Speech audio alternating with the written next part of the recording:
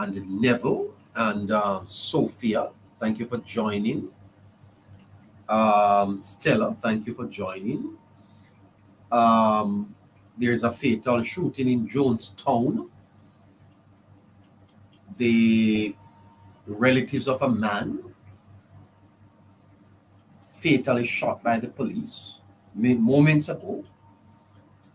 Um, well, they mounted a roadblock.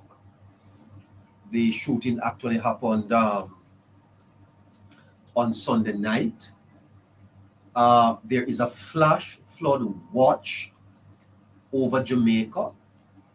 The Met Office is suggesting that a flash flood watch is in effect for most of the country. This is due to an active tropical wave that is currently moving across the island. The Met Service says the advisory will remain in effect until 5 p.m. Wednesday. So Jamaica is under a flash flood watch. The flash flood watch is in effect for low-lying and flood-prone areas of 8 parishes: Westmoreland, St. Elizabeth, Manchester, Clarendon, St. Catherine, St. Thomas, Kingston, and St. Andrew. The Met Service is saying that the tropical wave moving across Jamaica, that there's a tropical wave moving across Jamaica and is interacting with an upper level trough. As a result, the country will experience unstable weather conditions until late Wednesday afternoon.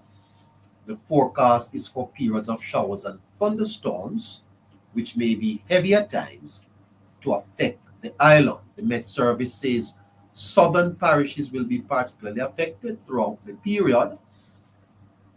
Strong gusty winds are expected mostly across southern coastal areas and offshore.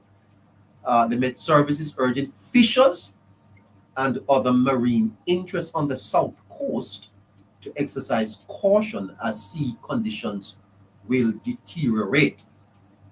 All right, so that's a flash flood watch issued for several parishes across Jamaica.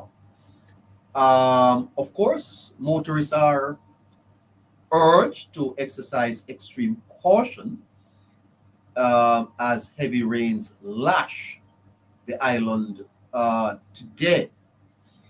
The Energy Minister, Darrell Vaz, well, the minister believes that the Jamaica Public Service Company should compensate businesses affected by Friday night's blackout.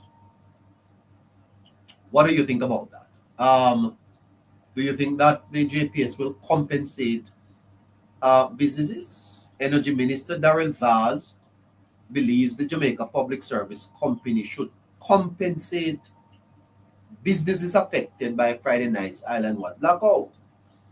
He also notes that the experience has also inspired potential changes he would like to see be made to the OUR and the Electricity Acts. All right, so you know that is a major news story on the island, where the minister is now saying that the Jamaica Public Service Company should be compensating businesses that were affected by the energy outage on Friday. The Bank of Jamaica is projecting that inflation is going to be up over the next 2 years.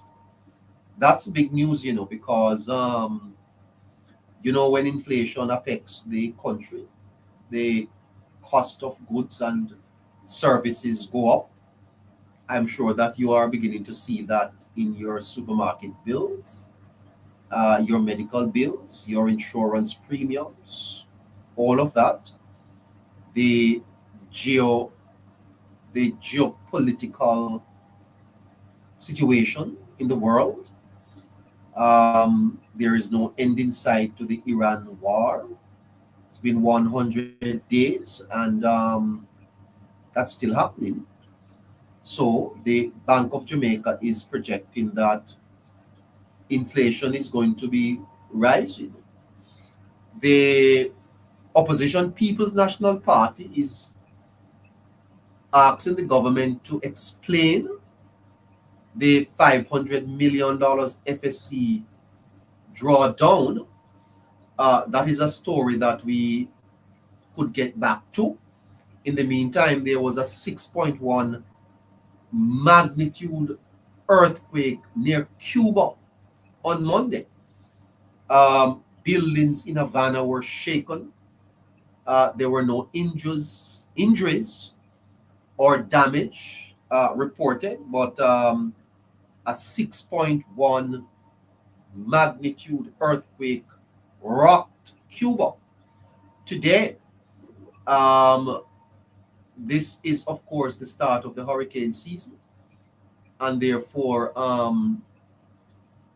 we have to not only prepare for the storms, but we have to also look at what is happening with hurricanes. I see where E.G. Hunter, the managing director of the National Works Agency, is set to leave. The Minister of Works, Robert Morgan, he had a post today that E.G. Hunter is to leave the NWA.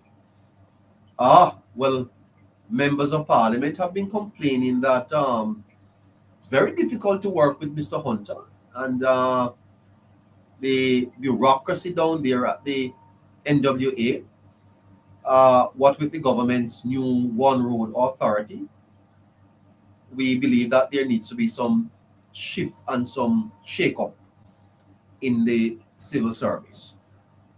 All right. I think I have brought you up to speed with what is happening across Jamaica. The JTA is having their leadership debate. It is happening even right now as we speak. The two aspirants for the position of JTA president, they are now debating, and it is very, very interesting to listening to the JTA prospective presidents, Dr. Maureen Mullins Nelson.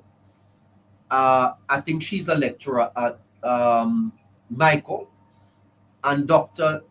Darian Henry. Darian is the principal of the Montego Bay College, the Sam Sharp College, I think, in Montego Bay.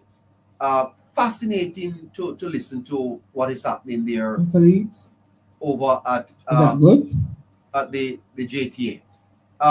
Maybe we should take 6 p.m. Maybe we should take a little bit of it. The offices of the Jamaica Time. Let's take a little bit of the JTA the Church Street conference and come right back. This year. By the way, good evening to you, moderator Caroline. How are you? Hi, neighbor. Good evening. I'm doing well. How are you? Oh, when you started speaking, you sounded a little hoarse. I am actually very hoarse. Oh, well, great evening to you. It's been raining in Jamaica all day. So I heard you're actually having a flood watch or something like that. The island is under yes, the island is actually under flood. Yes, until Wednesday. Ooh. Until Wednesday. Well, I guess you'll be staying indoors a lot. Not at all. I can't do that. I hear from friends that I'm a little bit hyperactive. Do you think? No. All right. So thank you for joining us. You want to talk to the listeners? Of course. Good evening, everyone. Thanks for joining us this evening. Asking everyone to send a heart, please. Tap the screen, share the live, repost the live, and support the live goals. And remember to keep the comment section extremely active. Okay, neighbor, have a great show. Thank you so much. Okay, so I'm going to take a little bit of the. Hey, Jamling, big up yourself. Big up yourself, man. I'm going to take a little bit of the JTA debate, and then I'm going to come back with the spotlight for tonight. All right, let's listen in a little bit too. Neighbor, Uh-huh. just before you go, are we live on YouTube? Live on YouTube, yes. Okay, so please allow me to speak to the YouTubers. Okay. Good evening, YouTubers. Thanks for joining. Please press the like button and share the live with your friends and families. And again, thanks for joining. And for TikTok, remember to send a heart, please. Thanks. All right, great. Okay, let's listen in a little bit to JTA. We're coming right back. For their closing statements, the reverse will obtain. Candidates will be allotted 3 minutes to answer each question. For the entire debate, each candidate will be allowed 3 separate 60-second periods to rebut a response. Candidates will not lose their turn in the question and answer sequence after mounting a rebuttal. And at the end of the final round, each candidate will get 3 minutes to make a final pitch.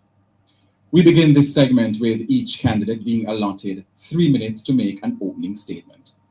Based on an earlier coin toss, Dr. Darian Henry will go first.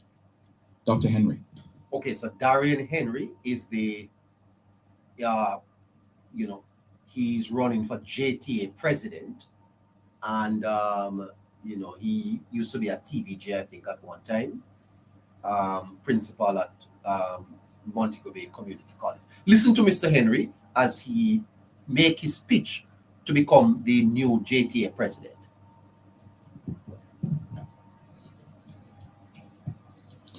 Good evening, Jamaica. My name is Darian Henry. I stand before you as a teacher, school leader, and a lobbyist who has spent his professional life in education. I taught English language, communication studies, and geography at Arden High School and Jamaica College before serving at both the secondary and tertiary levels in leadership. Those experiences have allowed me to see education from all angles, from the classroom to the principal's office, to the boardroom and to the policy table. And they have taught me one powerful lesson. When teachers are respected, education flourishes.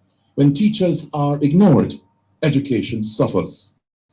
Today, many teachers feel that they are carrying a heavier burden than before.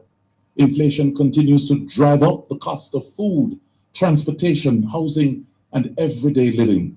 Teachers are working harder, yet too many find themselves struggling to achieve the quality of life that they deserve. Let's be honest, many educators believe that the compensation review would have transformed the profession. Instead, many are left betrayed and disappointed. All right, so we are taking a little bit of the JTA opening statement. We won't carry a lot of it because we are already 17 after 7 o'clock, but I found it very, very interesting. These two persons will take over leadership of the most powerful union in Jamaica. And I urge you to listen to them. It is going to be live. Lorna Bennett, good night to you. It's fascinating. Why I tell you, listen to them. And asking themselves if their years in the service matter.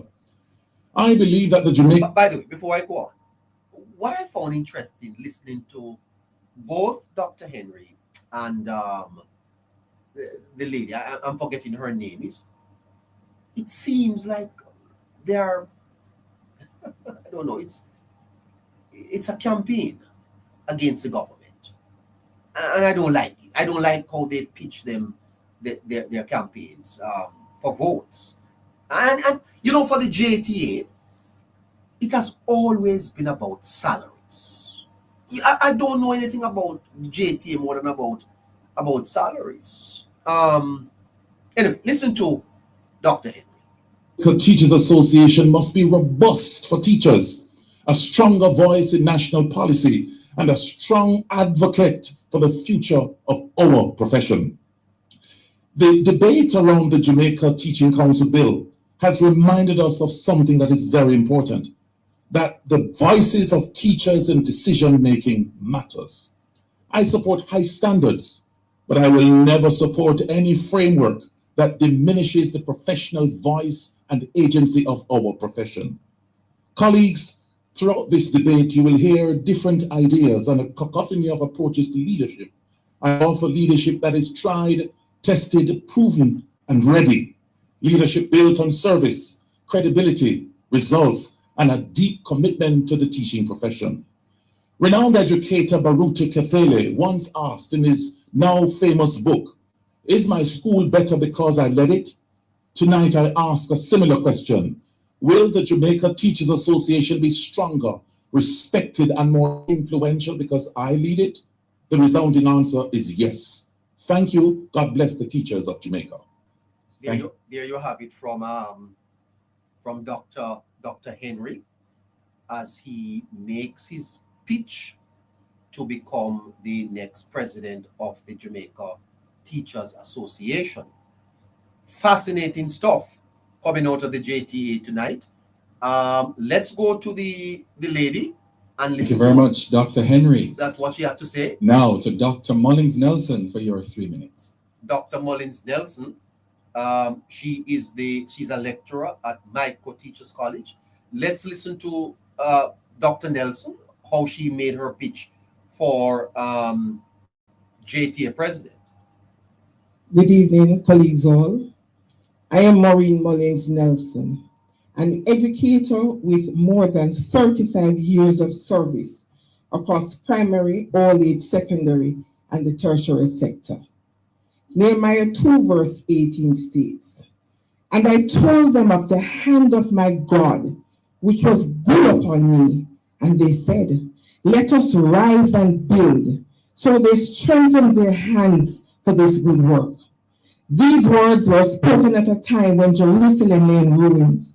Its walls were broken, its people were discouraged, and many had lost hope that things could change. My colleagues, I believe that the Jamaica Teachers Association stands at such a moment. Across our nation, teachers are carrying extraordinary burdens. The rising cost of living, limited housing opportunities, and delayed health care. And increasingly, teachers are asking, who is fighting for us? Tonight, my colleagues, I want every teacher listening to know that I've not merely spoken about these issues, I have stood in the fight. I helped to secure the restoration of annual increments. I helped to secure the restoration of the graduate allowance. I stood with colleagues in advocating for retired teachers to be returned to the classroom after being prematurely removed before the retirement age. I continue to advocate for the rebanding of our trained graduates to Band 6. I've also contributed to the crafting of the association's response to the Jamaica Teaching Council bill, ensuring that the voices of every educator is fully and forcefully represented. These are not promises of what I hope to do. These are examples of what I have already done. They reflect a simple belief: when educators are treated with dignity, respect, and supported in their work, our entire education system will become stronger. The challenge before us teachers across Jamaica, it's great, but as a collective group, we can do this. What our association needs at this moment is not division, but my strong and fearless advocacy.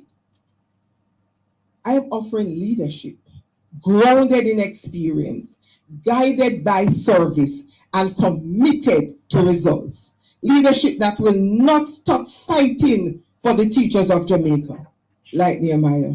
I believe our task is not to focus on what has been broken, but on what we can build together. Teachers of Jamaica, let us rise. Let us build a stronger association with Maureen Mullins Nelson at the helm Thank you. of the association. Thank you very There you have it. There you have it from they call her the micro bully. Well, I don't know if she's any bully, but that's it. That's the two aspirants for the JTA president. very much, Dr. Mullins Nelson. Um, For this segment, we'll focus let's take 5 more minutes of this. It's so fascinating. Just listening. on leadership. Questions will be posed individually Asking to each. everyone to repost the live and to tap the screen, share, and send a heart, please. Thank you, Caroline. Let's take a little bit more of it before I go into the fruits over fires. I want to talk a little bit about the integrity report, and I want to talk about the IC tonight. Stay tuned for that. It's coming right up. Each candidate. The candidate will be allotted 2 minutes to answer. An opponent may rebut for no longer than 1 minute. Please be reminded that for the entire debate, each candidate is allowed 3 separate 60-second periods to rebut a response. The candidates have been briefed of all the other rules. Our first question comes from the JTA's Northeastern region, and it goes to Dr. Darian Henry. Dr. Henry's Many getting the first teachers question. have expressed frustration with the pace of progress on issues affecting the profession, leading some to question the relevance of the Jamaica Teachers Association membership. As president, how would you rebuild trust, reaffirm the value of the JTA membership, and inspire both current and prospective members to actively support and engage with the JTA? Well, so the teachers are saying that they don't have no they don't have no faith in the JTA. The teachers are saying that they don't have any faith in the JTA, and the teachers are asking the prospective leaders, how are they going to build back faith in the? I hope you are not biasing your delivery. You need to stay tuned for that. Let's hear Dr. Henry, and then we go to the lady, and then we go to the spotlight for tonight. Thank you very much. Beautiful question. The question of the relevance of the JTA is looming larger. The diversity and the spread of our members has been becoming far more diverse. We have younger members who are in the profession, and they're questioning the relevance of the JTA. It would really and truly be the duty of the JTA to reignite the grassroots of the profession. I've been all over the country in all the 78 district associations in the 14 parishes, and the growths are familiar that members are feeling disconnected and disillusioned, and they question the legitimacy of their own membership. As president, it will be my duty to reignite the fervor for our association. We have to repurpose our mission as a JTA. We are a highly respected association. We're part of Education International. We're a founding member of the Caribbean Union of Teachers. And we have to find ways and means to ensure that young teachers understand the value of the association and what it means for them and their advancement in their professional pathways. Thank you so much, Dr. Henry. Let's now go to Dr. Maureen, and then we're going to close it. All right? We'll pick up a little back later. Dr. Henry, what's one of those ways you would approach this reigniting of the JTA? Oh, all right. We got enough of that. We don't have any more time on that. Let's go to the spotlight for tonight on the neighbors' notes. Good evening to you. Welcome to the show. If you're just joining us, if you're here for the first time, the show is on Monday to Friday, 7 p.m. to 10 p.m.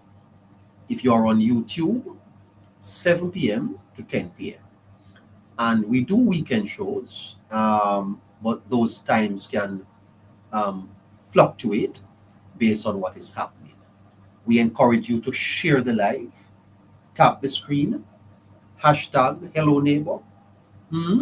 Tell your neighbor that we are on, and that we are on with substance. On this program, it's conversations that matter. We don't talk crap. We dialogue. We engage. We allow you to think. Please remember that we will open our lines later on. Yes, for you to participate in the conversations that matter. We also ask you to support the program by sending a heart me, a rose, a gift, and also that if you can, that you send us a donation to our Zelle account. It's 954-635-8732, so that we can continue to support the program and build out the platform. Hashtag conversation that matter, hashtag hello neighbor. Use up the hashtags and let us build this out so that we can grow the platform.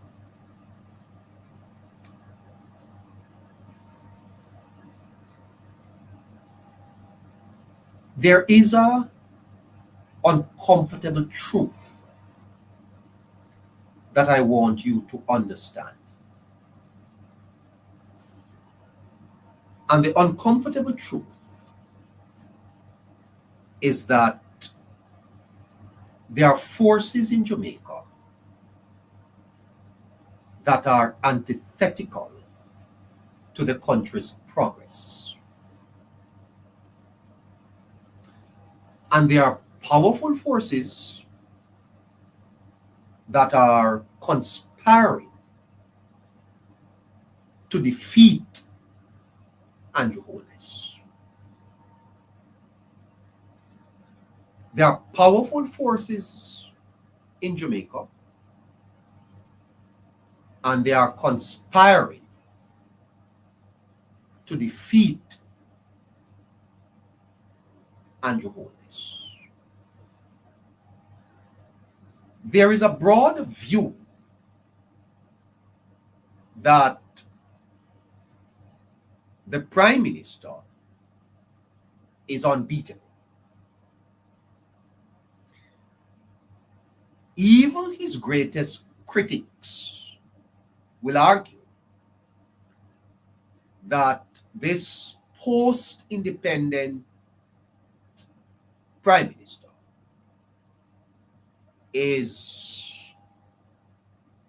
Jamaica's best so far.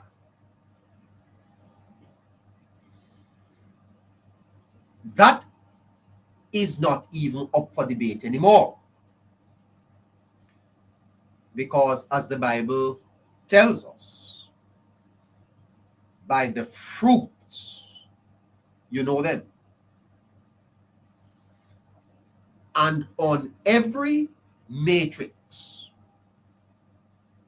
every measurement, Andrew Holness is a star. And you know, the other night I made the point that Holness is not only a national leader, but he is being recognized on the global scene, internationally. And therefore, politically, there is no defeat at the polls on the horizon for Andrew Holness.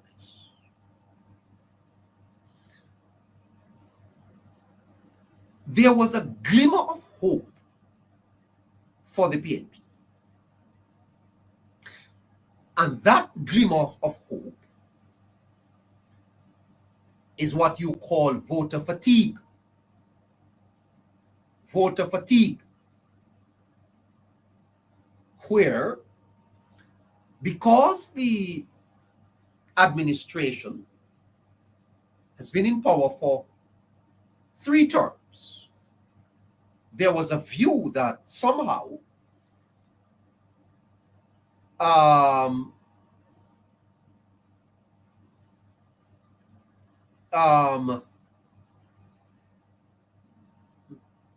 people would get a little tired and vote for the PNP. But then came Melissa. And the whole political dynamic changed. It changed with a bill called NARA. And NARA is fruit. It is seed that is being sown now and will be bearing fruit later on.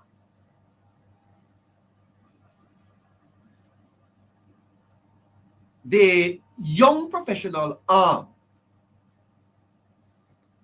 of the Jamaica Labour Party recently called for the release of the integrity report of the opposition leader. Bad PR by the young professionals. Now, I don't know who advises the young professionals,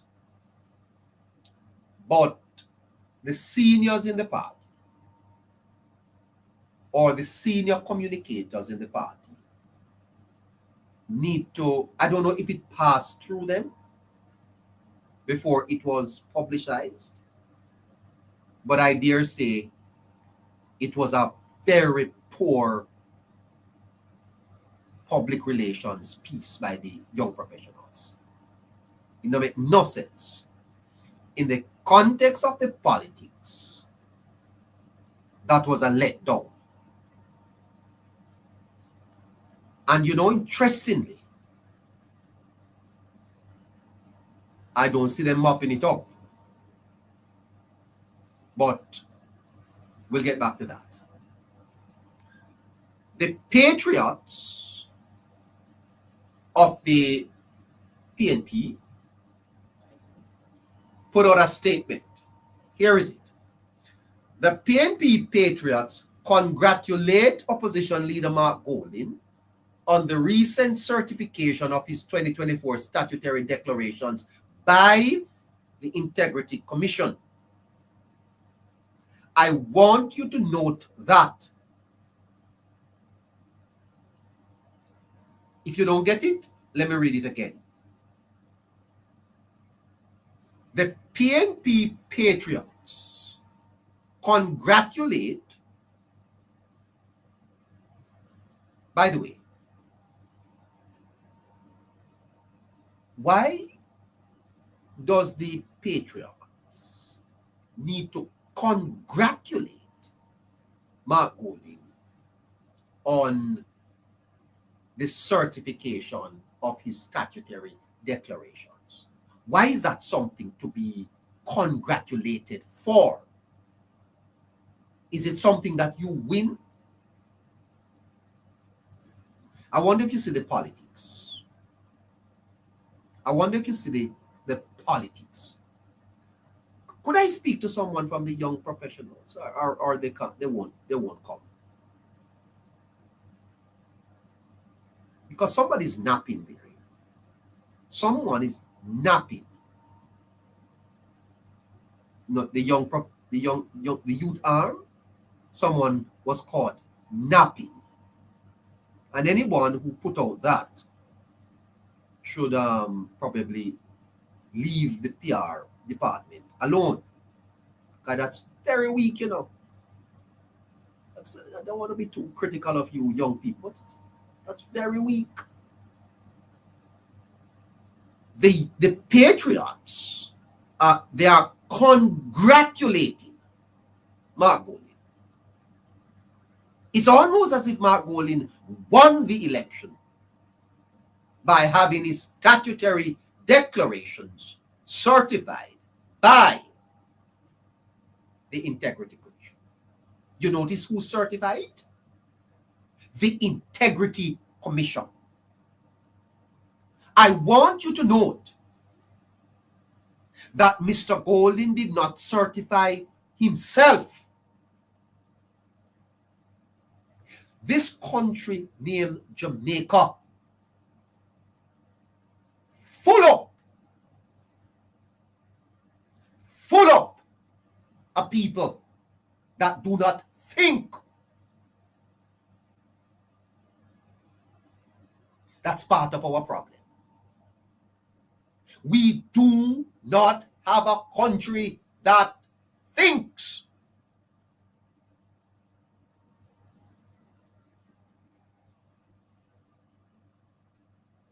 It is the Integrity Commission that certified Mr. Golden.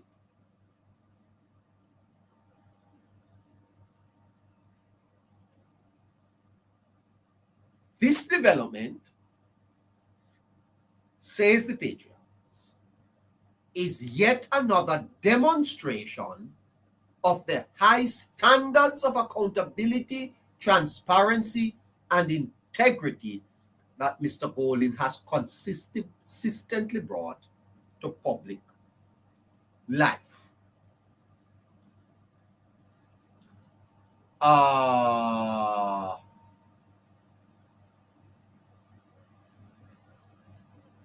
Listen to the Patriots. We note with interest that young Jamaica, here is where young Jamaica fell down. The youth arm of the Jamaica Labour Party recently called on Mr. Golden to publicly explain why his declarations had not yet been certified. Continue the Patriots. Now that the Integrity Commission has completed its review and certification, we await with equal interest a similar level of enthusiasm from them regarding the Prime Minister's own declarations, which have remained uncertified for several years. The Patriots were not done. If young Jamaica genuinely believes in transparency and accountability, then the same standard they sought to apply to the leader of the opposition must also be applied to the Prime Minister. The Patriots is talking nonsense, and young Jamaica ought not to have gotten involved in this matter. Young Jamaica should have left this matter alone. They should have. The issues are conflated.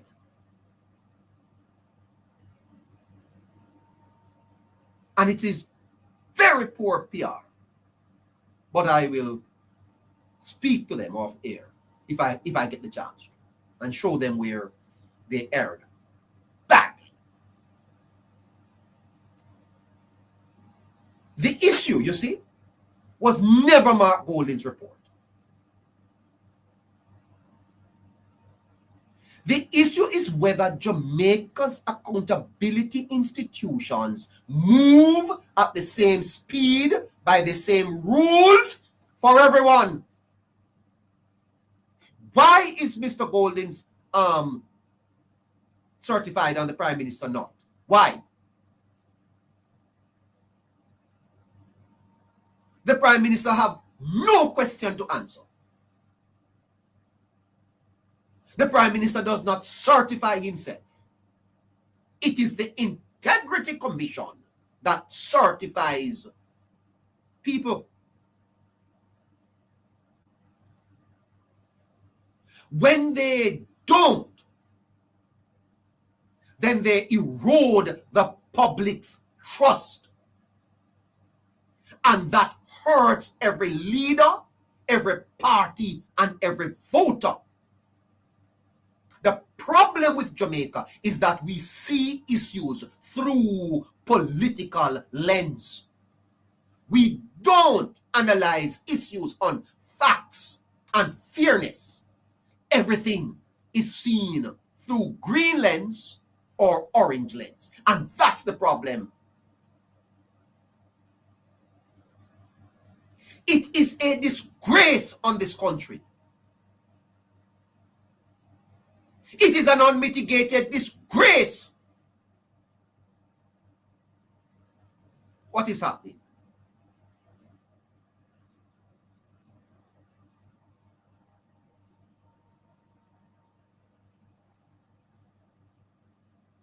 Democracy rests on one idea. No one certifies themselves. No one certifies themselves. It is the IC that certified Mr. Golden. Mr. Golden was not called upon to certify himself. The Prime Minister cannot certify himself. You cannot blame the Prime Minister for certification when certification is out of the Prime Minister's hand. How louder must I say that? How louder can I say that? I feel like I'm shouting, and I don't want to shout.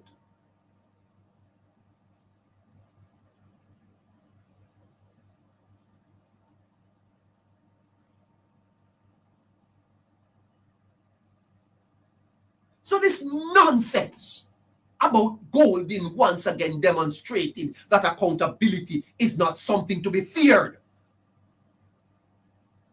and encouraging young Jamaica to show the Jamaican people that their commitment to integrity extend beyond partisan politics by demanding the same answers and transparency from the Prime Minister is rubbish. It's rubbish. The Patriot is talking a bag full of rubbish.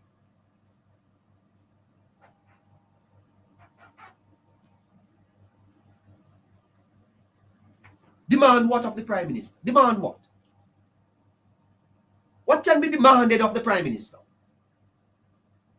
That he certifies himself? That he's going to sign the paper?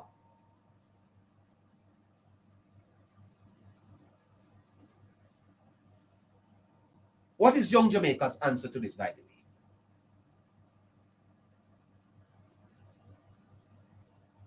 It is the Integrity Commission's job to review, to verify, and to certify.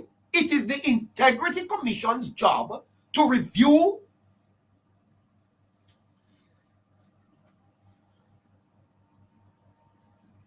to certify. The Prime Minister cannot speed it up. He cannot sign off on himself. Idiots. Fool people. Who do not have no sense. The Prime Minister cannot speed up nothing. He can't do nothing about it. He must sit and wait until the Integrity Commission completes their investigation. And the question is why? Why is it that it is taking so long? Because to be frank, listeners, I'm probably I should calm down and leave this matter alone, because it's upsetting to me. It is so damn dishonest. It is so dishonest from these people. And I'm not here defending the Prime Minister. I'm defending truth. I'm defending fairness and justice.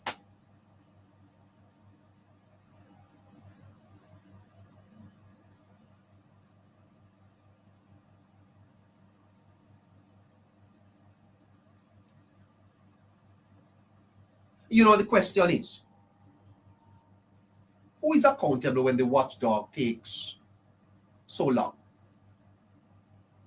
If a report outlasts a term of office, we are no longer talking about due diligence.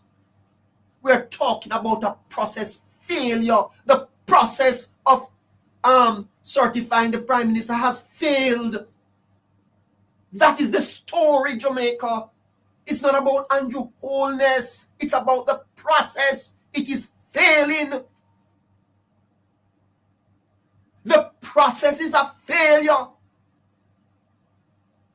If it takes 5 years,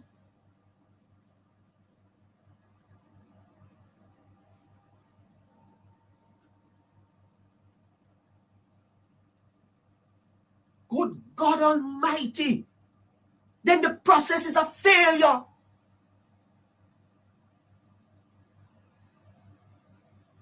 Look at it, no guys. Look at it, man. We're not talking about a man here. We're talking about a process. The man said he has submitted everything. What else he is to do? $30 million was paid to an overseas investigator to come and look at the Prime Minister's documents. They found nothing. Nothing. And it was one of the main talking points in the last election campaign. Sometimes I feel like I would not even come to this program. The hypocrisy stinks. It stinks to high heavens.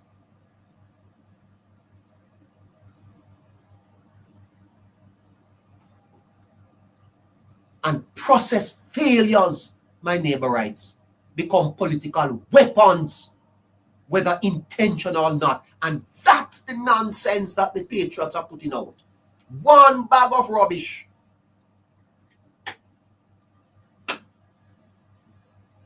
One letter full of word salad. It don't mean a thing. They don't even understand what they're writing. Because they are weaponizing the Prime Minister. When the Prime Minister have nothing left to do.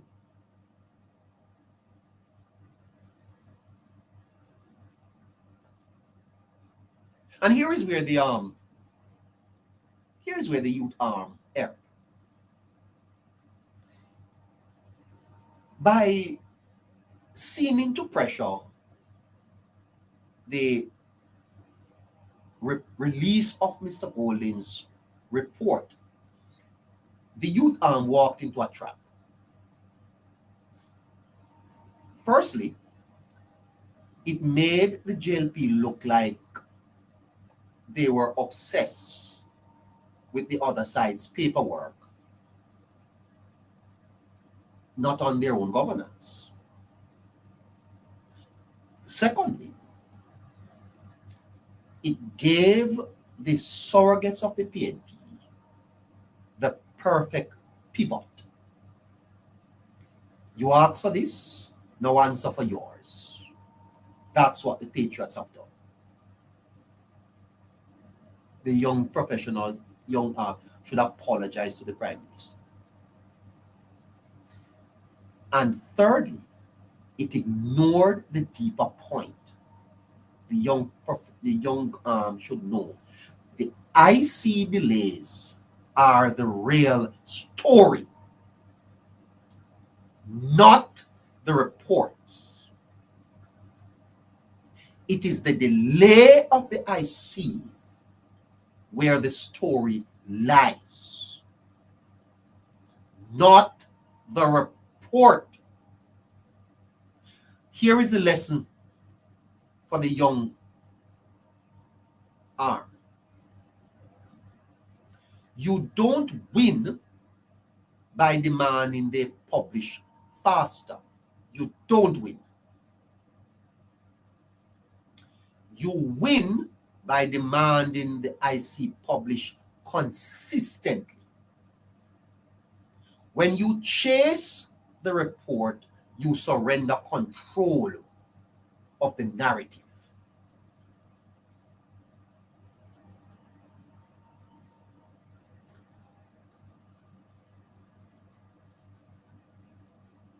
a statutory declaration review take 5 years? Involve overseas investigators and $30 million of taxpayers' money and still not reach certification? How?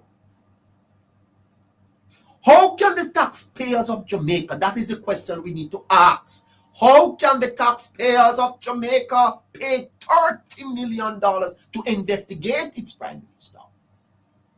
And even after that, they cannot come up with a conclusion. My friends, let's not be concerned about any party here. Is such an institution functioning? If you have a case in court and it drags on for more than 5 years, is that justice? Is that justice?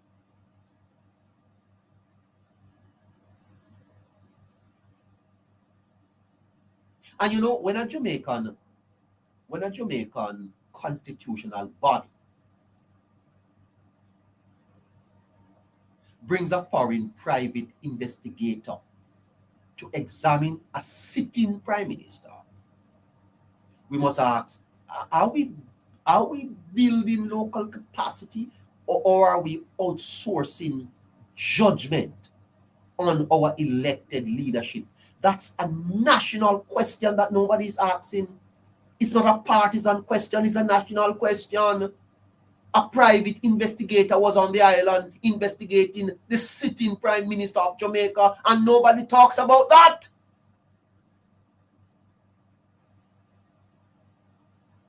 Is that how is that right?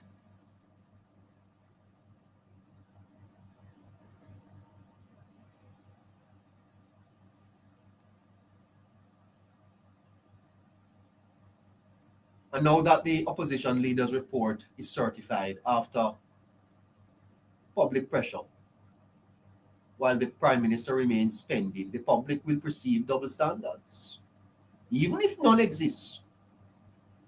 Perception is political reality. The IC must address that perception, or it damages itself more than any politician.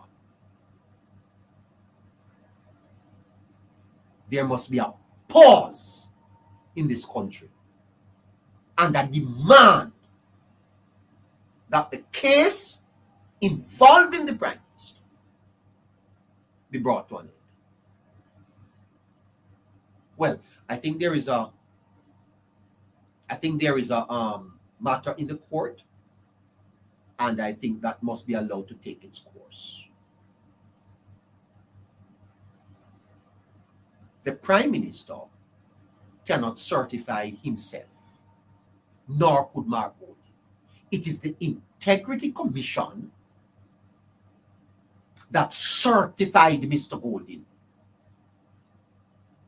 It is the Integrity Commission that certified the opposition leader. The opposition leader could not certify himself. If there was a delay, don't blame it on the opposition leader, which is the trap that the young professionals walk into. You can't blame the opposition leader for certification. You look at the process. It is the process.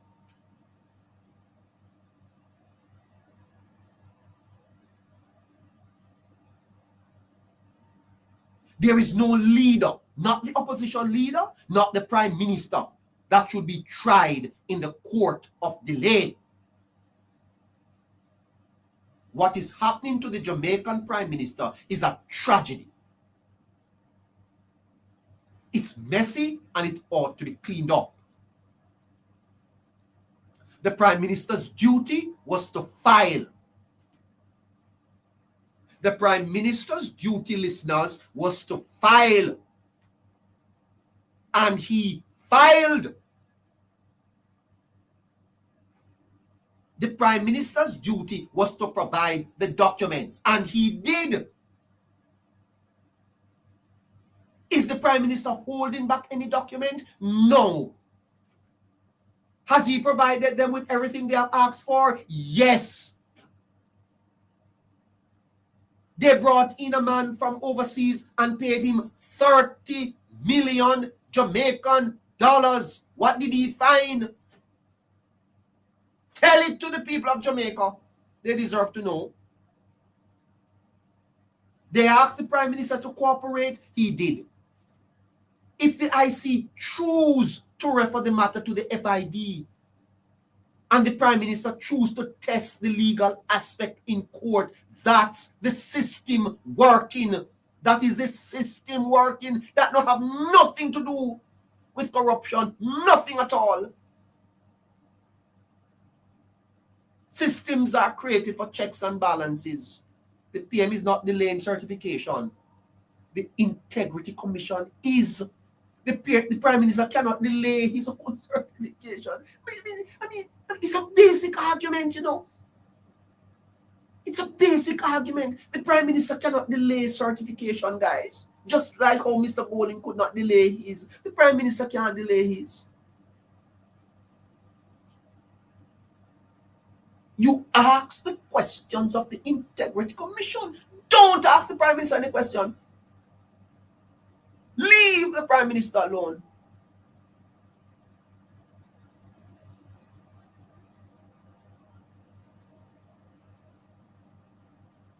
Don't call up the Prime Minister's name. All of you out there talking about Prime, leave the Prime Minister alone. The Prime Minister is out there working and building fruits for the people of Jamaica. What him have to do with IC report? What the Prime Minister have to do with IC report? Point the finger at the IC, ask them the questions, not the Prime Minister. Good God Almighty, what is hard in that to understand? If I do a test at school, if I do an exam, and I submit the paper to the teacher, how you gonna ask me what my score? Me not submit the paper already to the teacher. Tough head people. Now the teacher, you must go ask him what my score on it. Think, no man, think.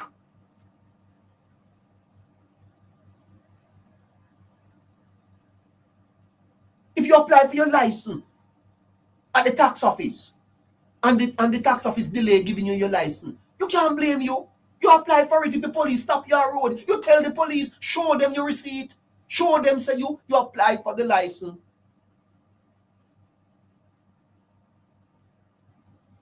And if the IC need additional information from it, then ask him.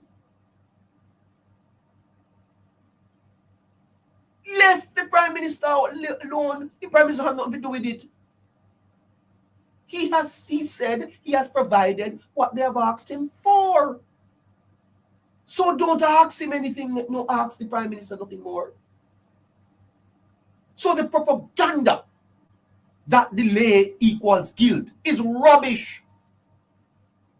Is rubbish. It's a rubbish argument. And my friend Mr. Ingram, you know that is true. It's rubbish. Delay don't mean guilt. That must be rejected outright. And the patriots don't work nothing. That letter that you put out, patriot. You know, if I could just dismantle it. I wish I got the time tonight to just tear that letter apart. And Nancy Pelosi tore up one of Mr. Trump's speech. That letter I want to put out don't worth a paper. That one tear up and dash it. No sense it no make. And for a political for a group of people who claim to be professionals to put out something like that, it's a shame, It's really a shame. It's really a shame on the patriots to put out that. It's absurd. No news organization should carry something so that type of rubbish. It's rubbish. But when you want to spread propaganda,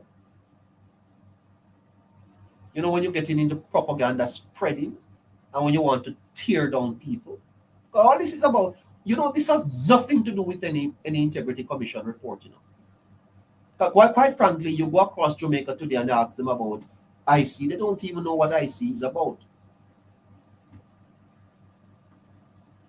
They don't know what IC is about. So propaganda is delay is not guilt. Moderator, no.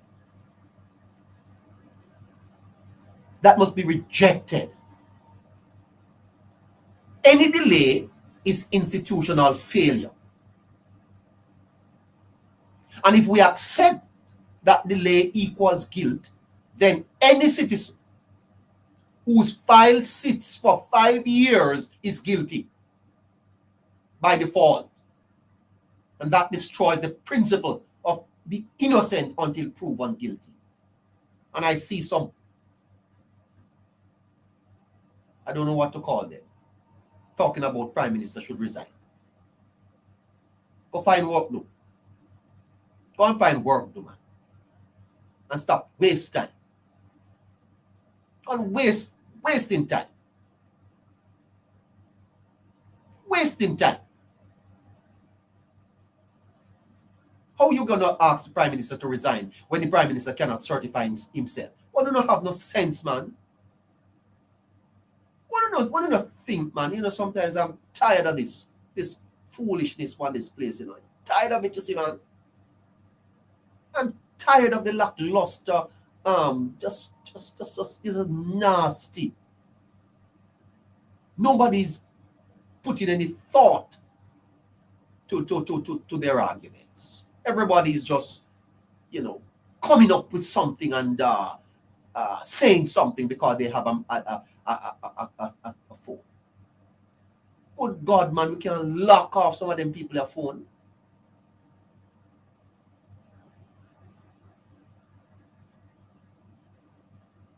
Resign for what? Resign for what? Why not ask Mark Golding to resign? He benefited from a sweetheart deal. The Auditor General, the Contractor General put out a report that Mr. Golding benefited from a sweetheart deal that was irregular. And he's the leader of the party, running to be Prime Minister of Jamaica. Why not ask him to resign? Why you don't go and ask Mr. Golding to tender his resignation? He benefited from a sweetheart deal. Moderator, talk to the people for me. Let me take a break and come right back. Listeners, could you please continue to tap the screen, share the live, repost, and over by YouTube, please like, share, and subscribe to our channel. Listen to this. According to the Contractor General's report, benefited from a sweetheart deal that was irregular. You benefited off the backs of the Jamaican people. So you don't call for resignation for that. Has Mr. Golding denied that? Has he? So he's the integrity boss. Why does Mr. Golding explain the sweetheart deal that he benefited from that was irregular? What is the sweetheart deal?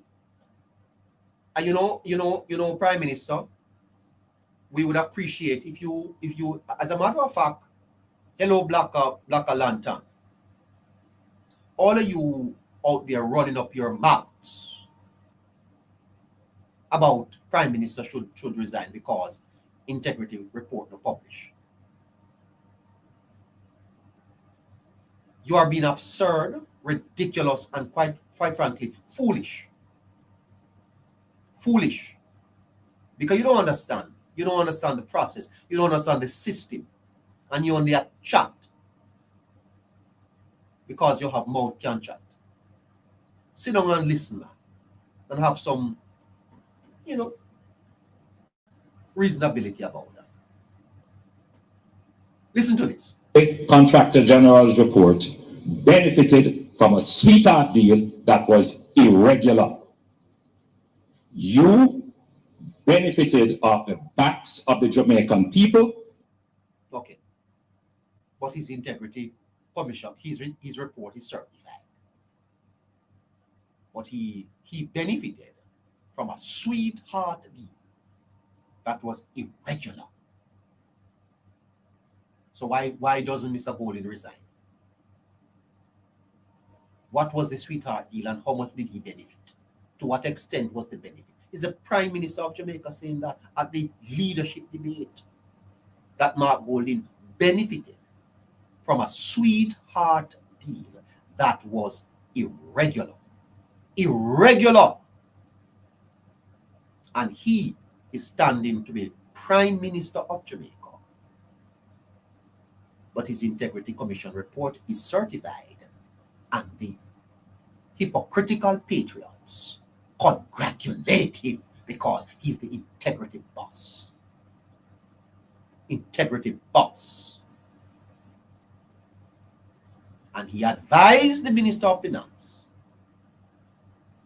in creating your wealth. You were a connected party with the then Minister of Finance, and you advised and created the FinSac debacle with high interest rate. You hear that? A Golding create FinSac. Golding created FinSac. But his Integrity Commission reports are certified. And he's the integrity boss. And the patriots congratulate him because he believes in transparency and accountability. I have a laugh tonight.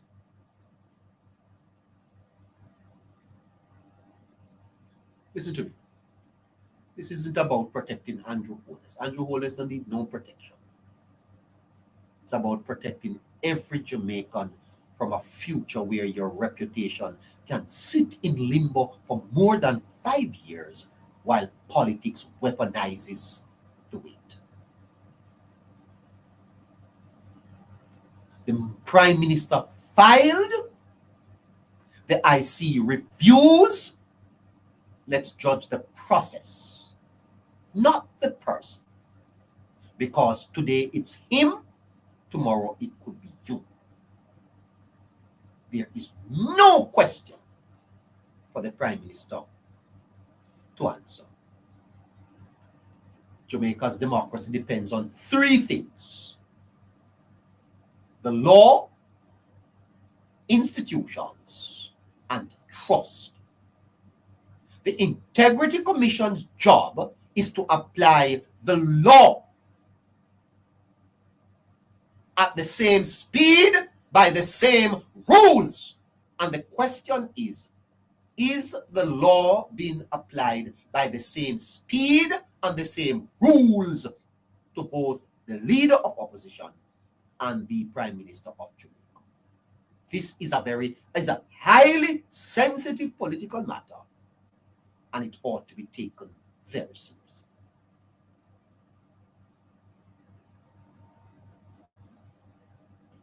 The Prime Minister filed his statutory declarations. He provided documents. He cooperated with the Commission, including its decision to use investigators at taxpayers' cost. He cannot certify himself. The Prime Minister cannot certify himself. Only the IC can.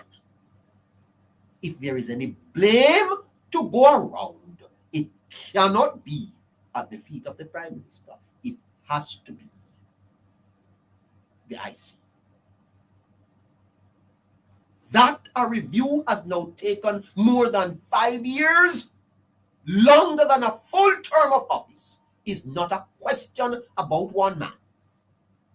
It is a question about the process.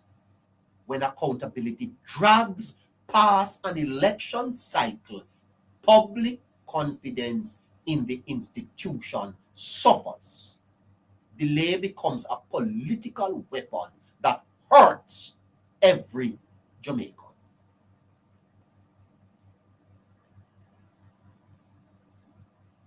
The recent certification of the opposition leaders' report after public pressure while the PM remains pending, creates a perception of inconsistency. Perception matters because trust is built on fairness, not just facts. Fairness, not just facts. Fairness. The issue is not PNP versus JLP. The issue is speed, consistency, sovereignty. We call on the Integrity Commission to give Jamaicans a clear timeline for all pending reports and to strengthen local capacity so we do not have to outsource judgment on our elected leaders. It should have never happened. And this Prime Minister has been treated so unfairly. This Prime Minister has been treated so unfairly. It is not fair to him. Our best Prime Minister is being treated the worst by some institutions in Jamaica and some powerful people in authority. And I call upon Jamaica tonight to stand up and support your Prime Minister. Fruits over files. Because he has delivered and is delivering for you. This is not about defending a person. It is about defending the principle. The principle is Jamaica. The law must be faster than the politics. And fairness must be louder than party.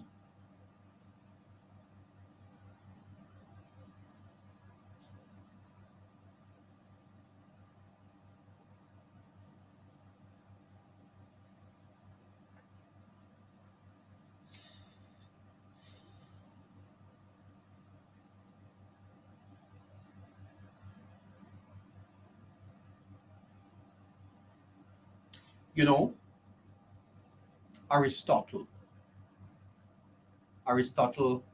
said that we judge leaders by telos,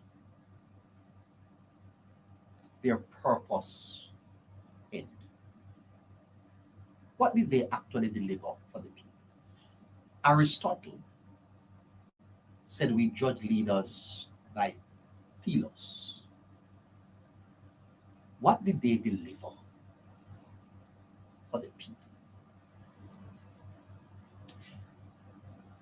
Because files in a drawer don't feed families.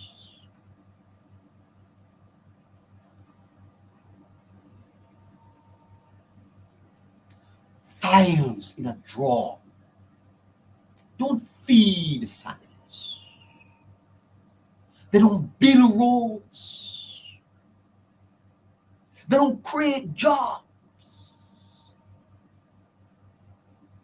They don't build schools.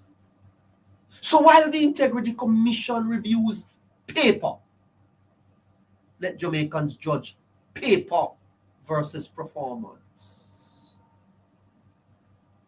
And I challenge Mr. Holness tonight.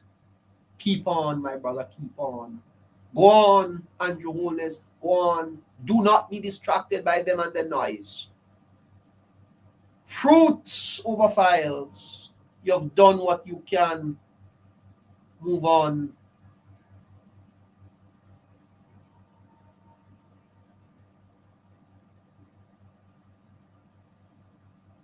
File your documents. The IC control that.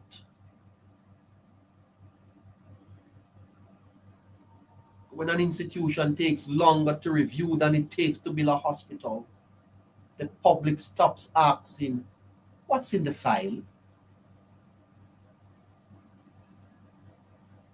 Whatever is in the file, when they eventually file it, what the people will see is the work that the government did.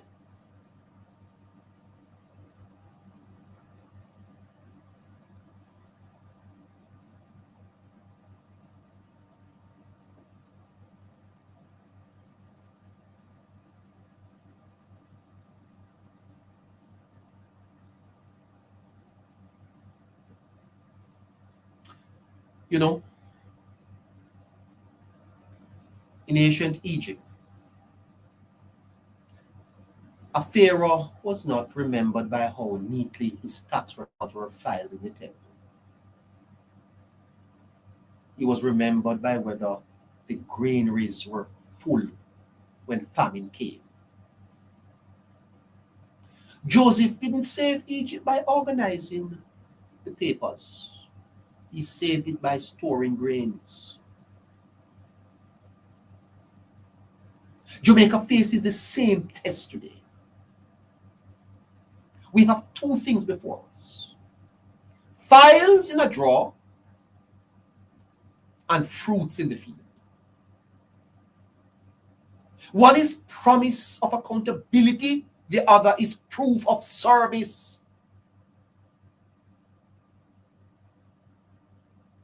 For while they have their integrity commission reports certified, that don't produce the fruit for the people of Jamaica. Which one feed the nation? The files or the food?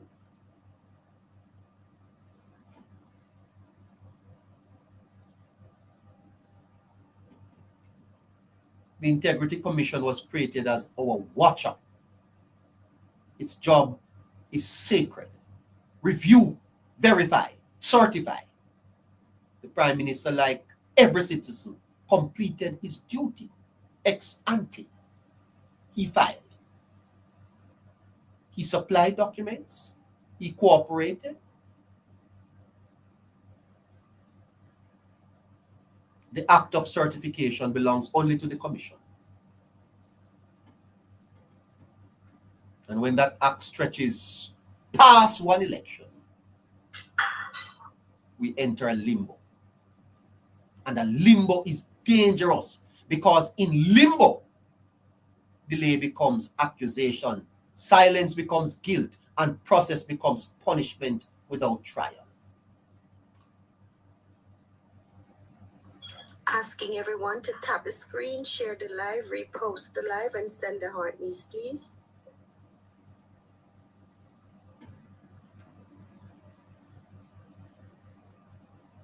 In the temple of power, they weigh the scrolls, count the link, measure the holes. 5 winters pass while papers wait, and silence is read as the language of fates. But the granary does not fill with pause. It does not fill with praise. Nor does the child eat the archivist gaze. Moses was not judged by the speed of his quill, but by the seas he parted and the bread he could spill.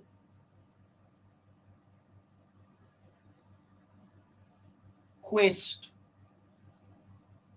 custodiate. Quest custodiate. Who guards the guard? When time becomes sentence and waiting grows hard, if delay is guilt, then we are all bound, for every citizen files makes no sound.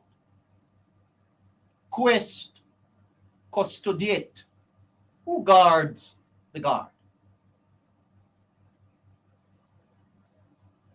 Aristotle asks for the end, the telos, the aim, not the neatness of paper, but fire, not the flame. What use is a seal if the road is still stone? What worth is a stamp if the worker walks home? History remembers not the clerk steady hand, but the bridge, the Troy Bridge he built. and the life he helped stand. Lincoln memos are dust on a shelf, but union and freedom, that was himself. So let the watchers watch. Let the process run through, but let the people judge by what power can do.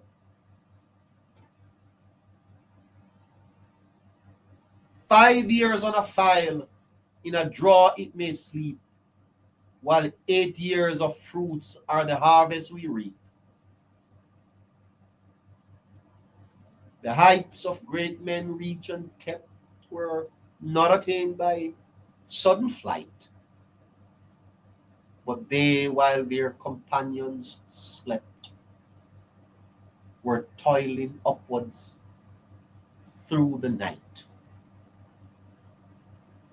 Roads reaching valleys, jobs walk in the dawn, hope planted where once only doubt has grown. A mother moves faster, a youth earns his wage. These are the verses that write a new page. The chapter of progress has been written again. Sidelines and side chats are coming again. For a nation is not built inside a locked drawer. It is built on the ground and a little bit more. So weigh not just paper, weigh bread in the hand. Judge not the file, but the life in the land.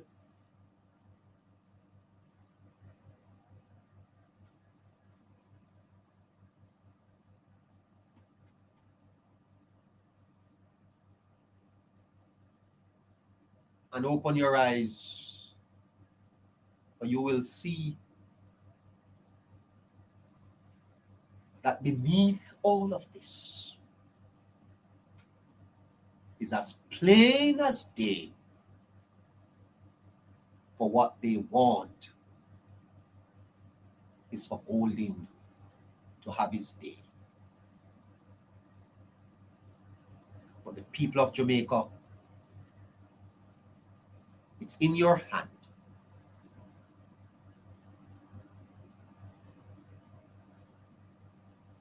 What will you do? What will you do? It's time to take a stand.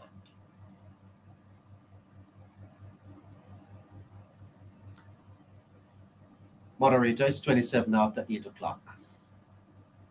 I'm going to open the lines. And you can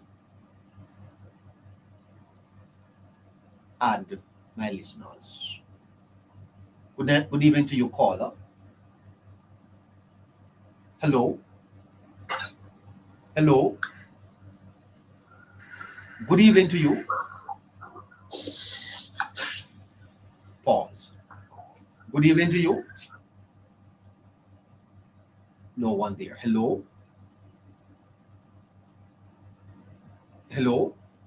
Nobody there. Okay. All right. So the lines are open for you to come up at this time. You can send us your request, and we'll be more than happy to take you up. Anyone on your end there, moderator? Okay, no. All right, Honeybee, your first one. Good night to you. Good night to you, neighbor.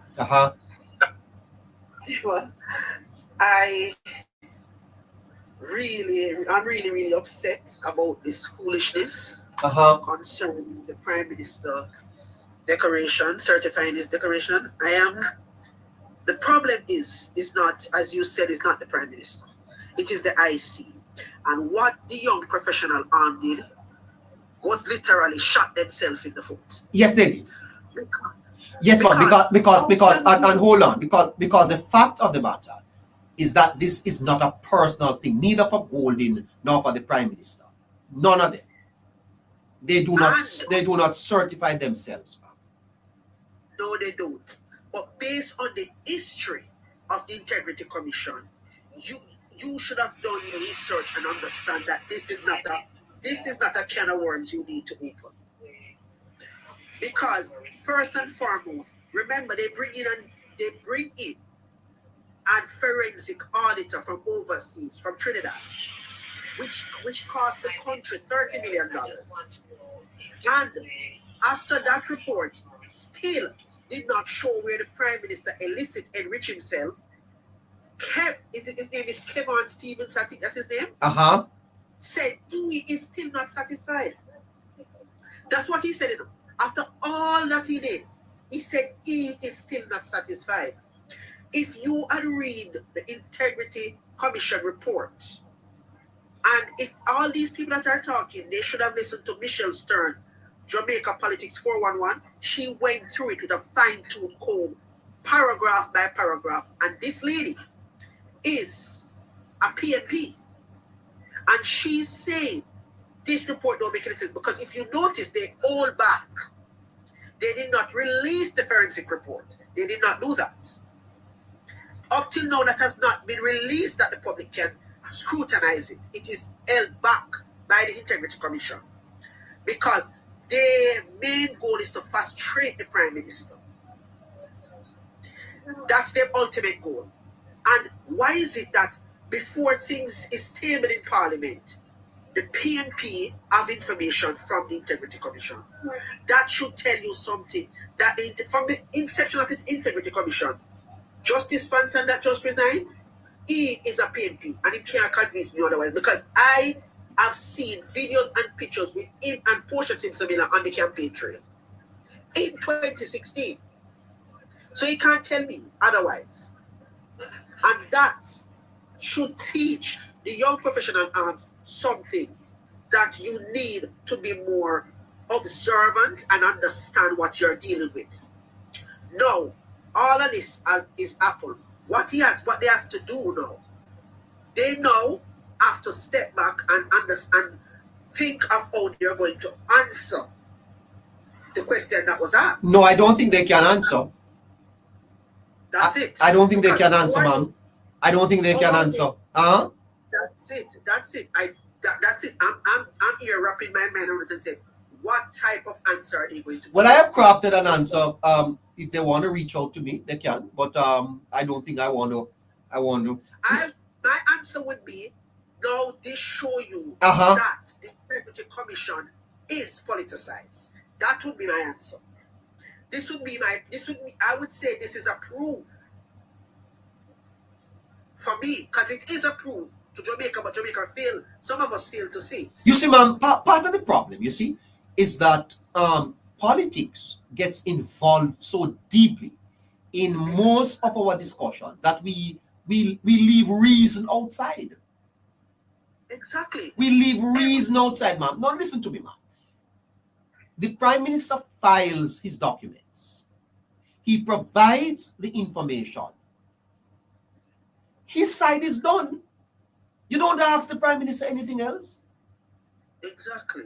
If there are additional information that the Integrity Commission needs, then it must ask the Prime Minister for it. And based on what the Prime Minister is saying, he has provided everything. Everything that was asked of him, he did it. Correct. And the Integrity Commission, ma'am, employed an investigator for 30 million Jamaican dollars, ma'am, to investigate the Prime Minister. And to date, the Prime Minister's declarations have not been certified. And yet still, we are hearing that the investigator found no problem with the Prime Minister's accounts. So why is the Prime Minister not certified? Of the office of, that is a disrespect of the office of the Prime Minister when they went outside of Jamaica. And now the very board that they discarded, that they didn't want to pass it to, after they have spent $30 million, that's when they decide to do it. That make any sense to you? Yeah. The questions, ma'am, should be directed to the IC. That's where the questions must be directed. To the Integrity Commission?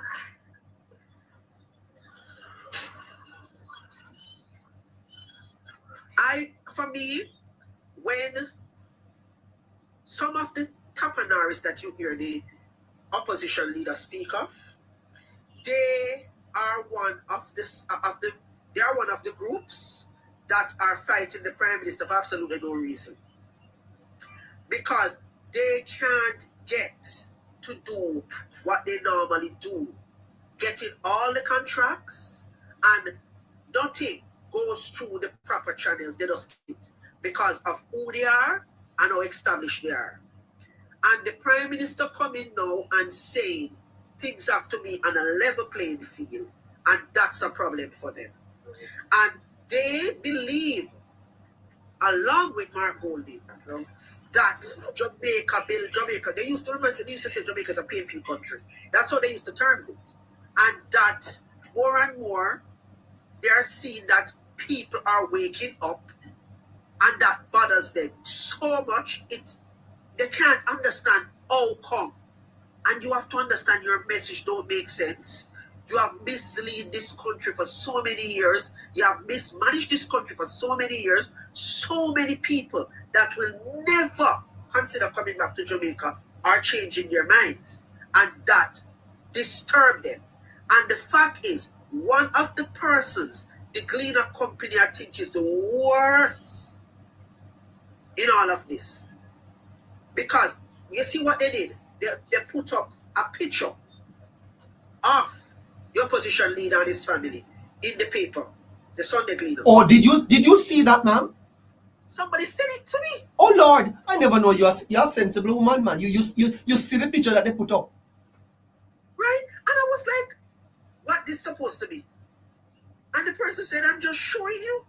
And I said, this is what I'm trying to tell you, that the Gleaner, because that man at the Gleaner there, remember when they were putting up those houses by Greater Portmore? Those quads and those houses that they put up at Greater Portmore. Yes. Remember, it was his company that did it. Yes. Remember, it was his company that did it. And to show you how they have no regard for poor people. Years after, when they went back and saw what the people did with the little that they had, the remarks was, I thought I was helping poor people. So you must stay where they put you, and you must not evolve, you must not expand, you must just stay in that little box. And people cannot see this. You see, some of these people that are talking, neighbor, they have never owned anything in their life. They have never gone through any struggle. Well, they don't see them life as a struggle. You have to understand that. Because where they are, that's where they're going to stay. These people don't pay bills. These people don't struggle like we have to struggle to make sure that our bills are paid. That everything for us has to be something that we are responsible for. These people don't have that type of responsibility. They sit where they are, and that's where they're going to stay. And the problem is, that is why they have a problem with what the Prime Minister is trying to do in Westmoreland. Because when the people relocate, they don't have that cluster of people that is living on land that don't belong to them, people and that they capture, and they don't have them to get votes.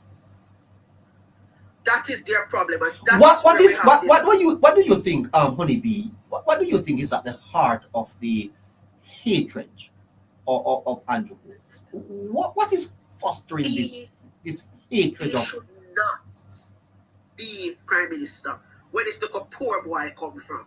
Understand, I've heard this on YouTube. A lady said, how can you leave university owing student loan and now you have big house? You see when I'm talking about the expectation to stay in a box, that is where it comes from. You must not improve. But what these people don't understand, a poor man with ambition is a poor man that you can never stop. Yes. Because if you look in university, neighbor, it's poor people pick the full up university, because they want a better life. And because the parents trying to push the children to give them what they never had. You understand? So, because looking back with our parents never get to go to university, never get to go to college, never get to do certain things, and they instill that we have to go to school. My mother always said, no matter where you have to go to school. No matter how small she have, if we have to come back home to eat the lunch where she prepare. Sometimes we can't bother with the walking, we don't stay at school. And we drink water right through till school till lunchtime finish. Or we find some game to play with my friends. Yes. To pass the time. But we have to go to school. And we grew up with this belief that education is the key. Yes. And that's how we train our children. We believe that, okay, we went to high school, we didn't go to university, we're going to take it a step further. Our children have to go to university. They have to go to college. They have to have some form of tertiary education. And what a lot of people don't really know, what this government do for even the Jamaica Teachers Association that you hear them talking about. Neighbor, I don't know if you know this, but did you know that teachers, children don't pay high school, don't pay that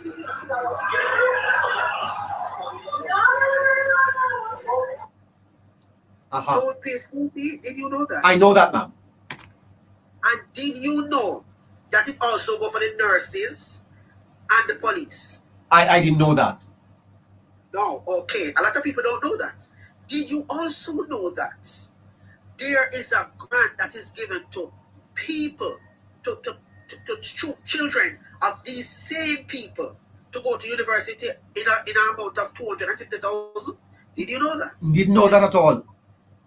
And neighbor, is that a question I'm asking? I'm telling you it's a fact. And they have to maintain a certain GPA in order to continue to get this grant throughout their tertiary education. That's all is asked of the government, of 250,000. And these people constantly go out and bash the government after all of this. Yes, ma'am. You heard the teachers this evening, ma'am, in full campaign mode. And you notice I'm sure you listen to what they are saying. Literally in campaign mode, and they're still on the government. Yes. All they're talking about, ma'am, is salaries. Salaries. Teachers that get more pay raise than ever in the history of Jamaica. Remember, under PJ Patterson, they ran wage freeze. As I tell you, neighbor, my mother used to work for the government. And there were times when it's pay time and they go and they tell them no pay going this week. Monday. They don't get no pay. Don't get no pay. They says Monday before pay. And this is with my mother going through 2 government institutions. And it's the same apply. No pay. When it's payday, when the time come and they say, okay, money going to go for them pay. No pay, you them tell them say pay not coming until Monday. Yes. But these people seem how easy they forget these things. As I said, some of who talking have never worked a day in their life. They're used to the handout syndrome, and that is what, because this government believe in you working, and they're not used to that. They're not used to that. There is so much. You realize, did you saw the propaganda about this lawyer talking about that $100,000 that was seized from our client coming through customs? When was that? I saw it, and today the custom put out a release. I think it was Friday. That's not true. They were telling you about the Customs Act, but she's saying, I know when you're coming in from the US, if you have over 10,000 US, you have to declare it. Yes. But she's saying 100,000, as long as it's equivalent to 100,000 Jamaican dollars, you have to declare it. Oh. And I'm saying, but that's not what the Customs Act said. And it was a big thing until people coming out, and a member of the custom officers group came out and said, this is the Custom Act. Yes. And what was said is not true. Well, I believe that was. Can I ask Honey B to repeat that again, please? Because that is something that a lot of people are not aware of, and I've been getting a lot of questions about it. Okay. What happened? This lady said she went to the Ministry of Finance to reclaim some money for a client that was coming in from the Bahamas. And she said that the Custom Act says you have to declare anything over $100,000. Over $100,000. But which is the Custom Act said if you have money, cash, coming in, even checks, that is over 10,000 US dollars, you have to declare it. But what I suspect is that our client have declare it. Yeah, sorry about that. Did not declare it, and they take this, they seize the amount that was over the 10,000 US dollars. But she's not saying that. She's acting that that's all the client came in with. As a matter of fact, Honeybee, she did indicate too that her money was seized at customs, and she was having difficulties collecting it. Yes, but why would custom have it in their act to, if it say that it has to be over $10,000? Why would they see something that is equivalent to 100,000 Jamaican dollars? But if you don't declare the amount that is over the 10,000 US dollars, it will be seized if it's found. It will be, because you have to declare it to satisfy. And if it's seized, then you have to prove. Yeah, we're gonna have to look into that story. It seems a very interesting story. Honeybee, we're gonna have to look into it. Yeah. Please do, because it's misleading to the people when you put out something and you don't explain it properly, because we know people run with misinformation quick. Yes. And it was all over the media. And then you have people saying, you see me tell you, what them try to thief everything. That is the scenario that they are coming with now. I know somebody that just came in from the US and he said people are ball out things on. I said, you're coming from the US and you can tell me that things is not raising in the US. I said people have to carpool in the US now because the price of petrol. What the hell are you talking about? Yes, ma'am. Because they feel like you don't know. And one more thing, neighbor, you remember that lady that was talking about all the people them come and take to the $150 they talk about Oh yes. Oh yes. And you know it's something that I'm looking into, ma'am. Because before she said it, my moderator have been telling me about it, that part of our problem here in Jamaica is our own people, ma'am. Our own people are sending false information into the diaspora. And a lot of those people in the diaspora, ma'am, they can't even come home to verify that it is true. Ma'am, I heard that people are telling their families that sending pictures to their family that their roof were destroyed, taking pictures of other people's property, sending it over to their families to get money, ma'am. But did you know about the birth paper one? You don't know about that one? No. Tell me about it. Okay. Like people leave Jamaica and they're starting to looking about their documents and they need a copy of the birth certificate, right? And they will ask a family member here. And these people are charging the people up to $300 to look about a birth paper. Here in Jamaica? Here in Jamaica. That's what they say the cost of it gone to now? That's what they tell them they have to say. Then I know here, ma'am, say one boy conspired with his grandmother for the grandmother to say she's dead. This is news. Yes. So the grandmother is dead, and make calls overseas for money to come out for the grandmother. So the grandmother, the poor little old lady must have said nothing. So they are there thinking the poor grandmother is dead, ma'am. They are sending out money to bury her. Okay? To bury her here in Jamaica. Because a lot of these people cannot come home, ma'am. They don't have the papers to come home. Right. You know, so it's not like they can come home to verify it. A lot of that scamming is going on, ma'am. Well, this birth paper one that I found out about, I was in the RGD. Okay. And this lady said to me, why we Jamaican people wicked? So I don't know this lady from nowhere, right? And she said, so I said, what do you mean? She said, yeah, can she said, miss, you know, a lady asked me to look about a birth paper for her niece. She said a couple months back, and I did it. She said, only to hear the lady called me yesterday and asked me if I can look about a birth paper for her today. And she said, it's a friend of hers in getting him documents together. And he wanted a birth paper, and a family member of his tell him that him have to send $300 for the birth paper and send money for her to travel. Yes. Go and look about the birth paper. And she said, she said to the lady, said, when she called me, I told her, I said, just send me $50. And I'll pay for the birth paper, and that my transport will come from that and everything.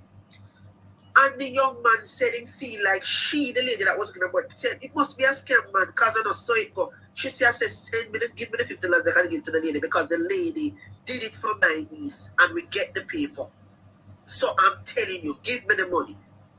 And I'm telling you, when the lady did it, she take a picture of the receipt right there where we were sitting and send it to the gentleman. And said she must pick up on Thursday, but she's not going to be able to pick up on Thursday until Friday. That's the best she said to him, right?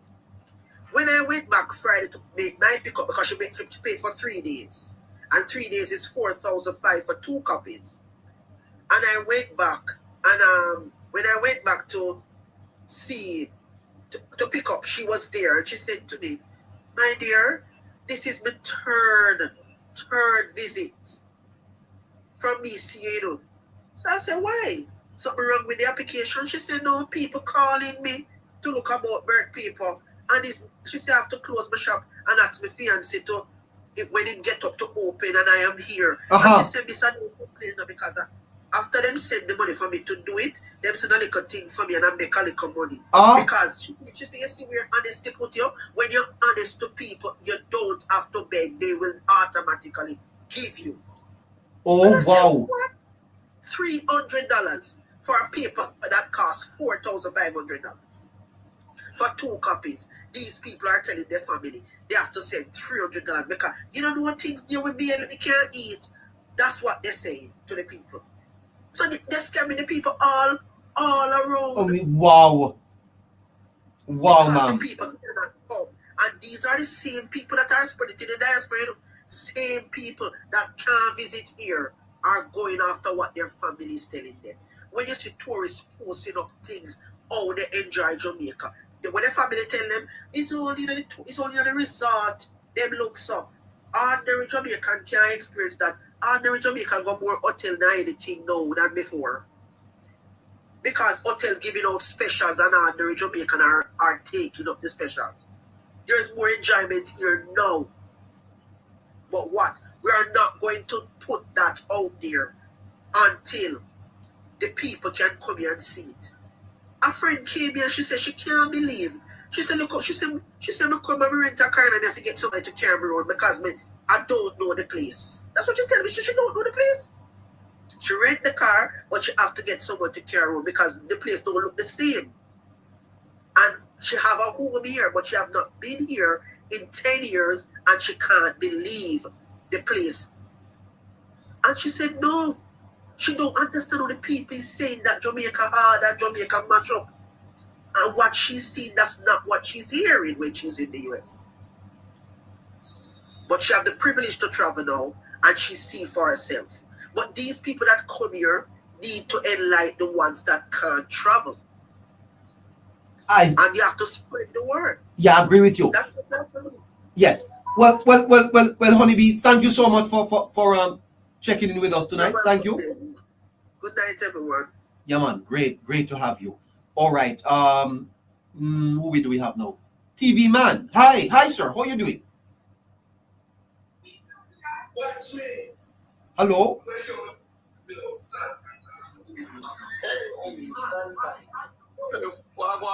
I'm fine. How are you doing, sir? You alright? I am okay, yes? Yes, Clever.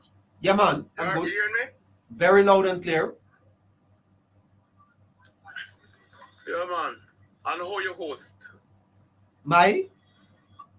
Yeah, man. Caroline. Oh, yeah, she's... Caroline. Yes. She's so... your moderator, your mother. My mother, sir? All right. Your moderator, and I say your mother. Oh, yes, she's doing all right, man. Yes. Do you hear about what is going on down by Westmoreland? No, tell me about it. Do you hear that people been scanning the check that the people them get, the voucher that the people them get from the government up to collect them material and so forth, and then go to the hardware, especially a lady hardware down there doing it. Scan the people them QR code on it, and the people them can't get no goods up to know from March. I've been listening to a lady today talking about it. So she can't get the goods from March. And another little old man say him handing film paper to this lady and them scan it at the hardware, and when they done in twin can't find the receipt, you not them say no, we no goods. Yeah, wow. I mean scamming going on Westmoreland North Rock message with the hardware them and the people them. I didn't hear that at all. Wow. Yeah, man, a big sit along right down there. Right as it is now. So the vouchers they have a QR code on it. Have a QR code, I understand. So when them scan it, it automatically generate the money from the ministry. Oh. Yes. So the hardware is supposed to give you the goods now. But what I understand the hardware is doing now is raising up the goods for the people. Like one plywood would be $4,000 and tell them say $5,000. Well, and some of them don't get no goods any at all because them say they don't have the goods. Them scan it, and at the same time they don't have the goods to give you. I hope that the ministry is looking into this up. I hope the ministry jump on it because neighbor, it's a wicked situation, you know. Yes. I understand that you're a lady in plain till they say boy, from March, and these people don't get no goods. Oh so my! These people are it's a corruption. It's a corruption moving us, neighbor. And now I don't see the MP them down there come out and saying anything. And it's been going on from March, and the MP them don't come out and say anything. So I don't understand how they're not then coming to Parliament every day talking and them not talking about that. And I'm sure they hear about it because they live there. They are the MP there, and they must have them people on the ground. But when they set up the people and they rob the people, it's a corruption thing, you know. They set up the people and rob the people down there. It's a corruption thing. And they know. If you can't come to Parliament concept, old people saying go in bed without dinner. And you know old people go in bed without dinner. And you can't come to Parliament concept this a man don't live nowhere. And this a woman don't live nowhere. And all these people don't live nowhere. At the same time, you know hear something like that taking place? Yes. What are your views on the discussions about the Integrity Commission report? We see that the opposition leader has been certified, and now the focus is on the Prime Minister. Any views on that, TV man? The commission about for the PMP, man. Batting for, hold on. What do you mean batting for the PMP? They might gaslight the country and bad for the PMP. The IC, sir? Yes, sir. Gaslight the country and a bad for the PMP. Why would you say that? You know, when we are picking a play ball, we used to say we have one people who play boaty on one set. Boaty. So when you bat down, the person who play boaty now, in bad by anyone outside them. So the referee is now playing for one side? I play for one side. I gaslight the country. I want you to come out about Mark Bowling decoration, and then him send out one paper to say, Ray, to embarrass the GLP government to say, no go so. You understand me? So like we are telling Mark Bowling. They know exactly what they're doing. They're gaslighting the country. No. But Golden's declaration have been certified, you know. Then that me I say, and look at the time when the youth talk about, right? And you have a prime minister that you don't want to certify him. For what? Why? Yes. What is the reason? And you check into it. And you know what is about it, neighbor? Remember, you know, these people, I hear you speaking, you know, these people send for people overseas and pay much millions of dollars to do this, you know. And they're sending how much millions of dollars to do this. And you come up with nothing and you still don't please. I remember Kevin and Stephen when he said one time saying, you know, it not suit him. He's not comfortable. You remember one time we were speaking on something and they were saying that he's not comfortable with what they found because in something telling that there's more. Like him saying mind telling that there's something there that he don't know. Yeah, but you don't agree, sir. You don't agree, sir, that those persons who are talking about asking questions of the Prime Minister or to leave the Prime Minister alone. The Prime Minister don't have no question to answer, sir. It is the IC that has the question. Huh? Are the Prime Ministers, are the IC supposed to come out with the answer now? Thank you. You get everything. You must have answer now if you tell the people them. Then why are the people asking the IC the questions? Why are they asking the Prime Minister? But watch me now, no? That's why we said these media not doing any job. Yeah. You're doing any job. You're supposed to be at the media at the IC step tomorrow morning. Thank you. You go through the door. You're supposed to rain down by the IC campaign door. That means that you open door if you come out. You're that door. Put a microphone in his face and ask him what is happening. Yes. But these media are not doing anything. These media are just running tick-tick-tock, running to see if they can get one news, go up by one look a press conference to get, and what they're asking doesn't make sense. They have one person asking the same question 2 times, and 2 persons asking the same question 4 times.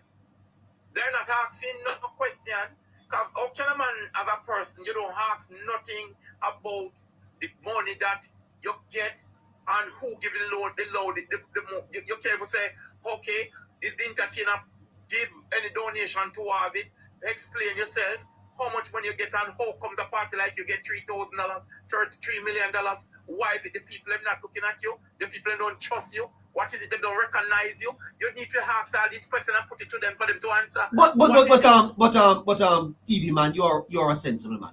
How can a report on our Prime Minister be going on for 5 years, up to 5 years, sir, and we can't find out what is happening there yet? That can't be justice. I'm not justice. They know what they're doing. They sit down and have run table talk over that. But then TV man, the very democracy is right now under some amount of threat because this is the sitting Prime Minister. How can we have a situation where the IC certifies the opposition leader, but yet they can't certify the Prime Minister, and the Prime Minister is saying, I've submitted everything to them that they need? What is happening in Jamaica? Neighbor, certify the opposition leader under what? I need them to run through that opposition leader certification, statutory declaration, and we listen.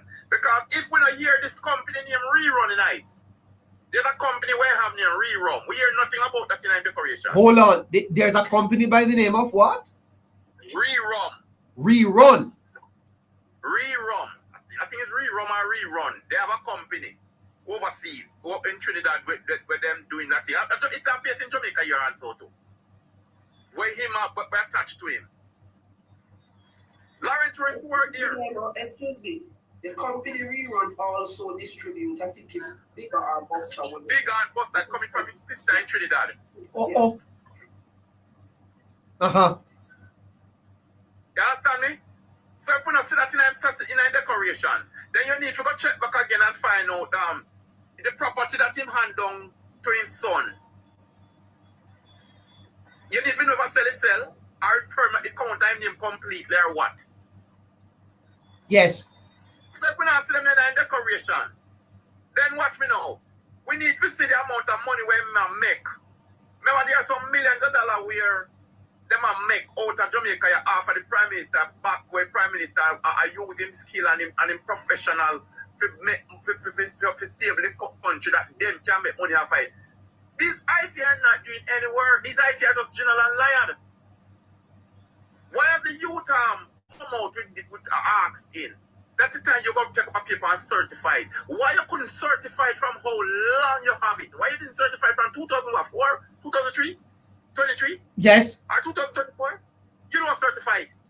All the same time when the man come on platform talking about the Prime Minister, this and Prime Minister platform, you don't certify him.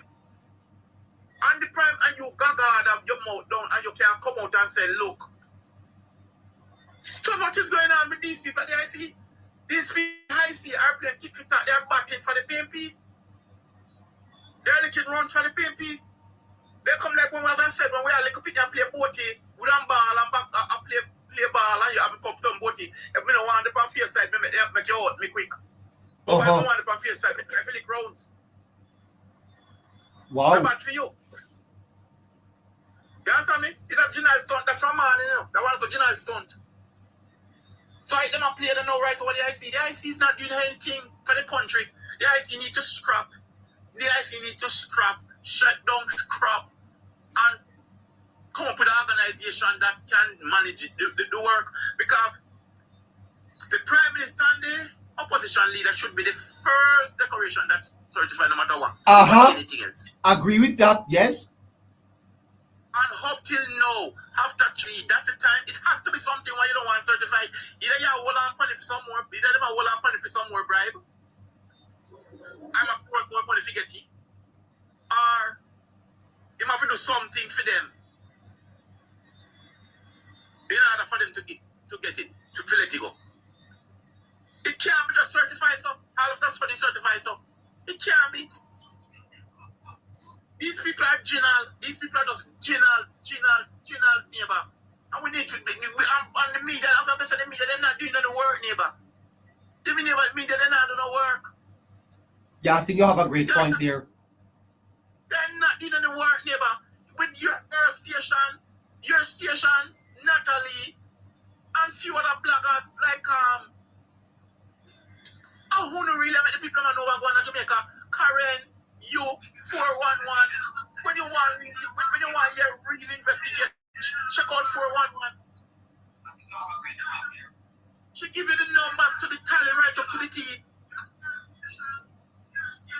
They don't know that these media can't come and match down nothing, them can't match down nothing and check it to themselves and match it and put you out. Hold on for me, TV man. Hold on for me. Caller? Hello? You have to turn down the radio in the background or the phone.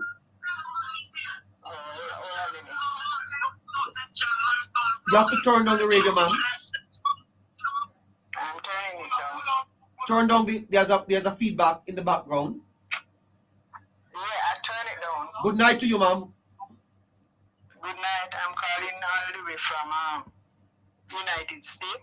You're calling from the United States, yes? Good night. Good night. And I've been listening to you about people from America here and people in Jamaica. Yes. Talking about cost of living. And to be frank, Jamaican always do these things to say, make it look as if Jamaica is the only country cost of living is. Yes, right ma'am. now in the United States, we can hardly buy food. You are in the United States, ma'am, and you can hardly buy food? Oh, expensive things is. Very expensive. Uh-huh. You go in the supermarket with $100 US, God bless where you come out with. How much is $100 US in Jamaica? You get about 16,000. All right. And I know if they go take 16,000, go buy a lot of things in Jamaica. And you're not going to go in the supermarket. Yes, you could get a 5 pound of flour for about $4.50, 5 pound of rice, $4.50. You can get 5 pound of sugar for about $1,000. You can get chicken. You can get whole political something with $16,000, man. But cost of living is everywhere, here, there, and everywhere. Yes. It's not in Jamaica alone, and people don't expect to believe to say things going to be. If you used to buy a pound of rice for $10, next year you're gonna buy it for the same $10. And you know something, ma'am. You know, I had Aki this evening. Aki, for my dinner. Right where my backyard, you know, ma'am. Of course. Right when I was living in Jamaica, I used to have to take my hand, turn and make fashion. And it never easy. Yes. Because in the days when I used to be in Jamaica, especially under PJ Patterson. Oh. We have to run, we go came and I have to go down curious to go work. What you saying to me? Just to make my family have something to eat. Sufferation. I remember me go and bed eat dumpling and butter. You used to suffer, ma'am? Oh, dear, sir. Oh, my God. Why would I call you and tell you that? Sufferation. Uh-huh. Light on my house, I couldn't pay the light bill. The light bill gone sky high. Now them time there. Oh, what you saying to me? Food, you couldn't find money to buy things. Yeah, we have to go curious about scrub people floor. They take disadvantage. Oh my God. You go Cayman Island and then curse you out. Under PJ Patterson and nothing do, no road. When me sometimes sit down and listen and really listen. The people them they carry on, and sometimes I read on the Facebook or sometimes, because sometimes me sit down and scroll through and me see some old bash the Prime Minister, it make I want to come to my eye. Oh God, ma'am, you cry. Yes, because you see the Prime Minister and my son is the same age group, 1972 or 72 babies those. Uh-huh. And when this young man come up and try to build the country, so me see how people are telling big whole woman come and tell you disrespectful to the young man. Yes. And you look into it as a whole, and these people don't have no children. Uh-huh. So, ma'am, you said that on a PJ Patterson, ma'am, it was sufferation in the country. Of course. Oh my God. Of course. Uh-huh. You have to eat dumpling and butter. That's how many people have to leave Jamaica and put Mandy one side, because Mandy him do for him job. For him wickedness. In 1972. Uh-huh. Because me born comes in my father support PNP. And when we see the wickedness, we have to stop him. We have to tell him no. We have to tell him no. Uh-huh. I used to live on Maxwell Avenue, and me see people from, we call it jungle, will come over and shoot people, say them a labor right. What you saying to me, ma'am? Beat them out of them house. What you saying to me, ma'am? Really? Maxwell Avenue and Walton Park Road was. I heard people talking and they don't know anything, and most of these people who come and chat some crap is young people. You see all the Prime Minister declaration? Yes, ma'am. You know why they are all on it? I don't want to sign it. Why, they ma'am? want to put the PNP back in office, because when the PNP in office, them can't get money. Oh. The top analysts, them can't get money. And Matalan can't get money. Well, don't call no name, ma'am. Eh? Don't call no name. Don't call no name? No, man, don't call no name. Okay. Uh-huh. That man who won the Gleaner. Well. That man who won the Gleaner. He used to build the little house them over Waterford and them place there. And he used to build them. Good God. Cub. And so listen, when they will do anything to get back in the office, because the poorer class people will be poor and then spitting at their hand middle. And yet the poor people, they will glad say are the best party this. Because they can go sit down upon wall and rub in at their hand middle and weekend, then go collect one little 200 or one little 5,000. They don't want work. Me live at Jamaica and me sit. That is what you saw here, ma'am? Of course. And Jamaica, me born and grow, you know. What were you saying to me, ma'am? At Jamaica, my born and grow, I said, I take down your number and I said I have to call you. Yes. Because this plenty people do not understand. And the older head people them must start from make the young people them believe that the People National Party is a good party. Hold on. Stop it. They are not a good party, ma'am. It's not a good party. It's not a good people them who run it is they are no good. Uh-oh. I used to live on Maxwell Avenue, you know, and let me tell you, when election, the prime Portia, she never knows so much people live on Maxwell Avenue, and not one soul go vote. They mark the X themselves. You hearing me? I am hearing you, ma'am. They mark the X themselves. You don't have to go down by the polling station. And the only thing they want to know is them see Portia come there and every other month and they run go up there and get $200. Them no work. What is this? What is this you're saying to me? That is yes. What is this you're saying to me, ma'am? That is how PNP love to live. I listened to the election when the election run last year, and I heard people say, "Oh, we're going to take you hungry." So you ain't hungry all along.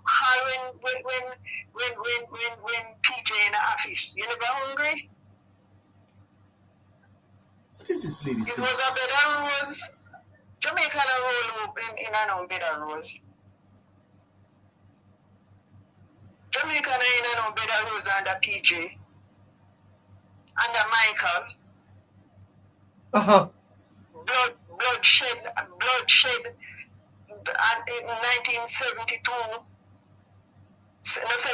76. Yes. We have to run out of my house, living on Maxwell Avenue. We have to run out. The mature battle bomb say you labor right. Yeah. I'm sorry, ma'am. But the bottle boom you. And if Portia no win, we can live on Maxwell Avenue, we can live there. Oh God. What are you talking about, Sadi? Politics, neighbor. What do you think? What you think plenty people want to live Jamaica? You think you under the same PJ and Michael Mandino, and them still up here with kill Andrew, and they know the suffering. They know the suffering they go under, but they just die-hearted. And my mother was this, and my band comes to my mother that, and my band comes to me for. If you Jamaican don't know the reason why them are all on the Prime Minister declaration, you're not all blind and fool. It's to rile up the peoples. Oh my God. It's to give Mark Gold in the preference. Because as long as the Prime Minister declaration is signed, they have something to say, and you think that is it, ma'am? You think that is it? Yeah. Oh. You know feel like fire tick fish shake. You see? You know feel like fire tick fish shake. You know feel like fire tick fish shake, and she said that's what they are doing. It's to rile up the people. It's to rile up the people. It's to rile them up. Oh. So I do work with the Prime Minister work. You know, going to suit them because the Prime Minister this and that kind of declaration can sign. Can't you see it? Oh God. But what a wickedness, ma'am. It's wickedness. It's wickedness. What a wickedness then, ma'am. But the people must go. I think everything they should do is to go at the IC office and demands the Prime Minister declaration sign. I do what they have to do. But sign the Prime Minister declaration. Yes. It is too long. It's too long, ma'am. We are over here waiting and listening. And yesterday Sunday, from 2024 Mark Golding declaration no sign. Yes, ma'am. And yesterday Sunday, it's signed. Yesterday say it's signed. So what happened to the Prime Minister? What is it? Boy, ma'am. What's going on? What is it? What you want? Why you holding on his declaration? And can you imagine, ma'am, that they brought somebody into Jamaica to investigate the Prime Minister for $30 million. That's what I heard. $30 million, ma'am. That's what I heard. And after $30 million, the Prime Minister declaration can't sign? What is it? Tell us. We want to know. What is it? And people at Jamaica want to know. People in the diaspora want to know. What is it that you cannot sign the Prime Minister declaration? Why are you signing Mark Golding declaration? What? Is everything clear for Mark Golding? Is Mark Golding declare everything he have? And I don't think so. Mark Golding don't declare everything he have. But he still signed, ma'am. That's what I'm saying. So what do you want from the Prime Minister? Boy, ma'am, this is a country and a half, I can tell you. This is a place, ma'am. No, but the people must demand. Ma'am, it's a failure, madam. It's a failure of media, ma'am. Civil society is being bought out, and right now it seems like media is bought out to ma'am. It is media that must ask them question here. Yes. I keep watching the green, and I'm more likely the green is on the PNP side.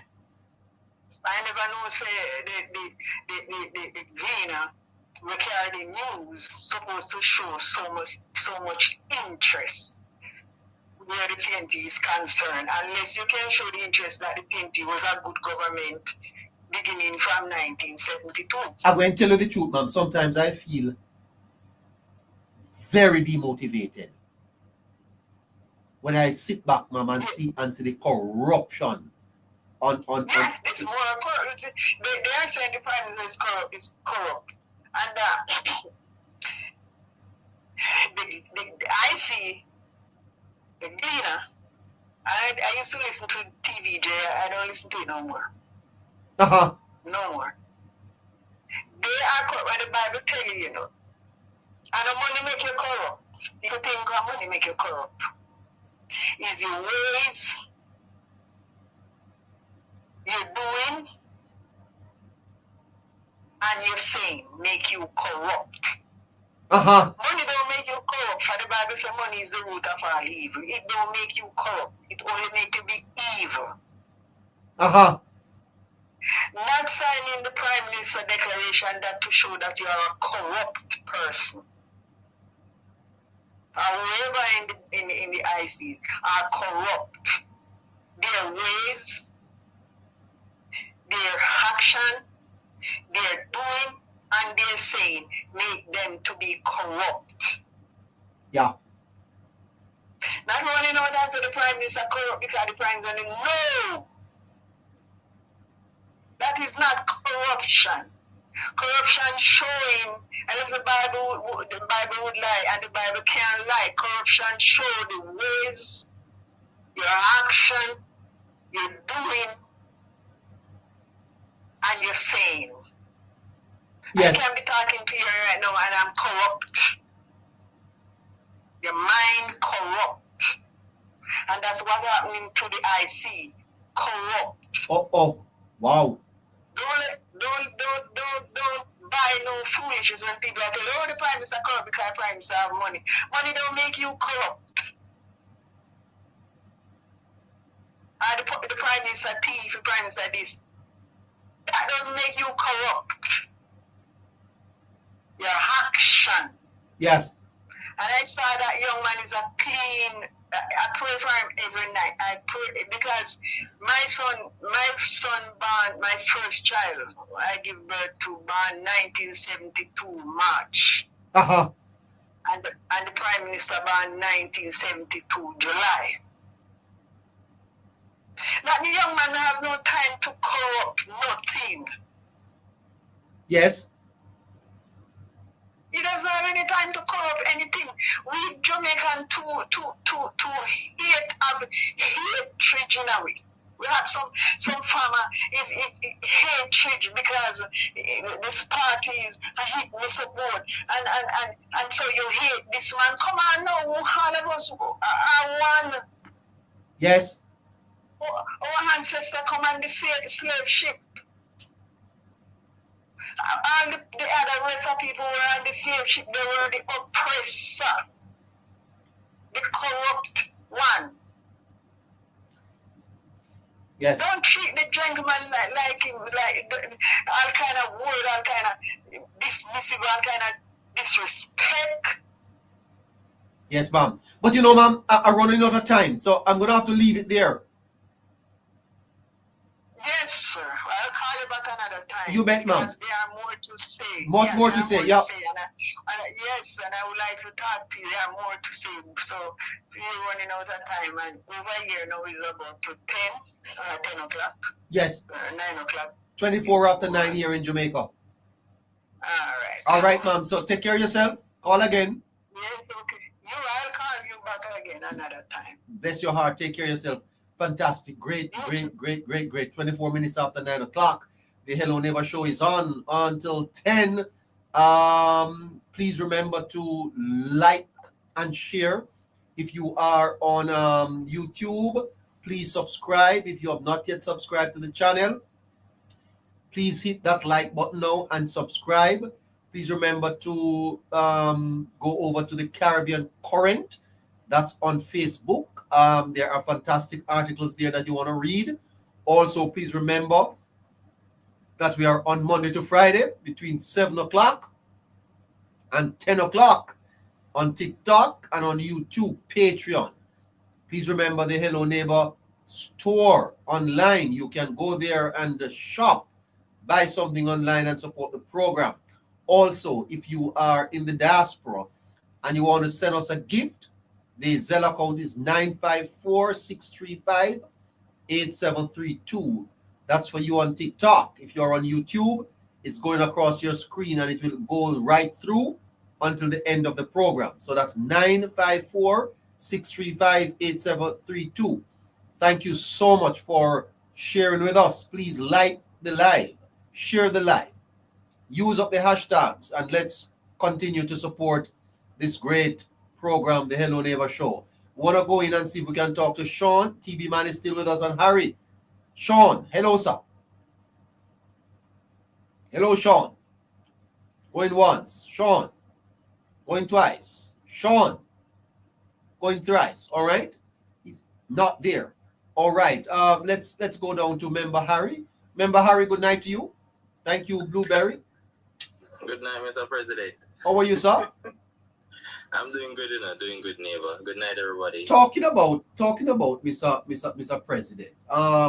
Listen to this, Harry. It happened in the Senate over on Friday. Mr. Floyd Morris is threatening to sue the Senate. He wants a judicial review because listen to this. If you are going to do that, I'm going to take this matter a legal review because under the Disabilities Act, Senator. You know, I tell you the truth. Senator Morris. Okay, so I understand that the tape is okay. If you are going to do that, I'm going to take this matter for legal review because under the Disabilities. So Senator Morris wanted to show something in the Senate, to show something. Okay, he wanted to play a video, and the Deputy President of the Senate, Mr. Charles Sinclair, cited the standing order and told Mr. Morris that before he shows it, it is to be approved by the Senate President. And Mr. Morris is saying he's using a laptop. And he's a professor. He's a professor, you know, at the university. And listen to it. If you are going to do that, I'm going to take this matter for legal review because under the Disabilities Act. because Senator Morris. he said he saw, I don't know. He said he saw other people do it in the parliament. I don't know who he sees it. The playing of any recording that I do not know what is contained in the recording. Mr. President. All right. Sorry. Mr. President. Excuse me, please. Excuse me. And so that we understand what is that. Okay, so that happened over in the Senate on Friday. What an amazing thing that is happening over there. Anyway, Harry. Yes, neighbor. Why I just remember that is a fascinating piece of thing to listen to. I just can't understand how some of these things are allowed to. But what's on your mind, member? Well, neighbor, I've been listening in. Interesting news dropped on Sunday with the opposition leader being certified. So the big question is, when will the Prime Minister be certified? It's not a matter of if. And I want to make that clear, because with all the substantial documents requested over the last several years, and they have been provided, there's no discrepancies. In Jamaican terms, there's no hanky-panky, and the Prime Minister has yet to be certified. One of the major things that is coming out of this, neighbor, for me personally, is that the IC is incompetent. I'm not even going to go to the political level to say they are being political. They are incompetent, because that spin hurts them. And what that does is to show that with the level of incompetence over such a long time, neighbor, it's not even the political bias, It simply means you are not inept. You don't have the expertise that you thought you did in order to review legal documents and to provide the results that you're being paid to produce. And when I said paid to produce, I'm speaking the taxpayers' money that has been spent. I can't speak to whatever political funding is being provided to whom. But as it stands, neighbor, I think at the end of this, heads have to roll from the IC. Because I've never heard of a Prime Minister that is being fought tooth and nail and not being certified for several years over one situation. And the situation, neighbor, regards the East Bridge holdings. I think it has moved to East Bridge development now, that they're having some issues with the Prime Minister. And if you bring in expertise, right, you bring in the technocrats, global one as that, with all the accolades and so on, and he himself has proven that there's no ills, there's no reason to not have this man certified. And based on how the IC and its members feel and what they believe, not the facts, what they believe and feel, neighbor, it shows that they have been corrupted, and it is blatantly clear. And I'm saying heads have to roll, because when you look at it, neighbor, I don't know any institution that can be doing an investigation like this and can't find any single crime, no single mishaps. They've requested all the details, they've received all documents and details, they've been through back and forth, and still nothing can't be found. And it begs to wonder now, what are they searching for? Because hold on for me, brother Harry. I want to pause to say good night to my listeners on X. All 80 of you on X, welcome. Thank you so much for tuning in. Please tell us how we can be of service to you, and we want you to know that you are amazing. my friends on X. I was told also that the Caribbean Current is also on Patreon. All right. Is it also on X? The Caribbean Current. So we have an opinion piece that is on Facebook. Is it on Patreon and X? The Caribbean Current. Now, the Caribbean Current covers not only things happening in Jamaica, but the broader Caribbean. I want to thank my moderator, Caroline, and of course, Shafreen, for their incisive analytical work putting the Caribbean Current together. You want to read the Caribbean Current, it is a fantastic read, and you'll be more than happy that you did so. Want to really big up my friends on X, Patreon, those persons listening in on YouTube, and those who are listening here with us on TikTok. Please remember 954-635-8732 is your number to contribute to the program. 954-635-8732. For those of you listening on X, that is our Zelle account. We appreciate your gifts. We appreciate your support. We have an online store that you can go to see what we have up there. And of course, if you are on YouTube, we ask you at this time to take a break and subscribe, like it, share it. If you are on TikTok, repost the live, put up a hashtag hello neighbor, hashtag something, and let us do this. Thank you for all that gift. Somebody just sent us a money gun. Well, thank you so much for that. Thank you so much for. Yes. Neighbor, just before you go, I would really like to say hello to all our listeners on X. Thank you so much for joining, and we're asking you to repost the live stream. All right, thank you so much. We're so grateful that you have decided to listen to this show, and we hope you will stay with us.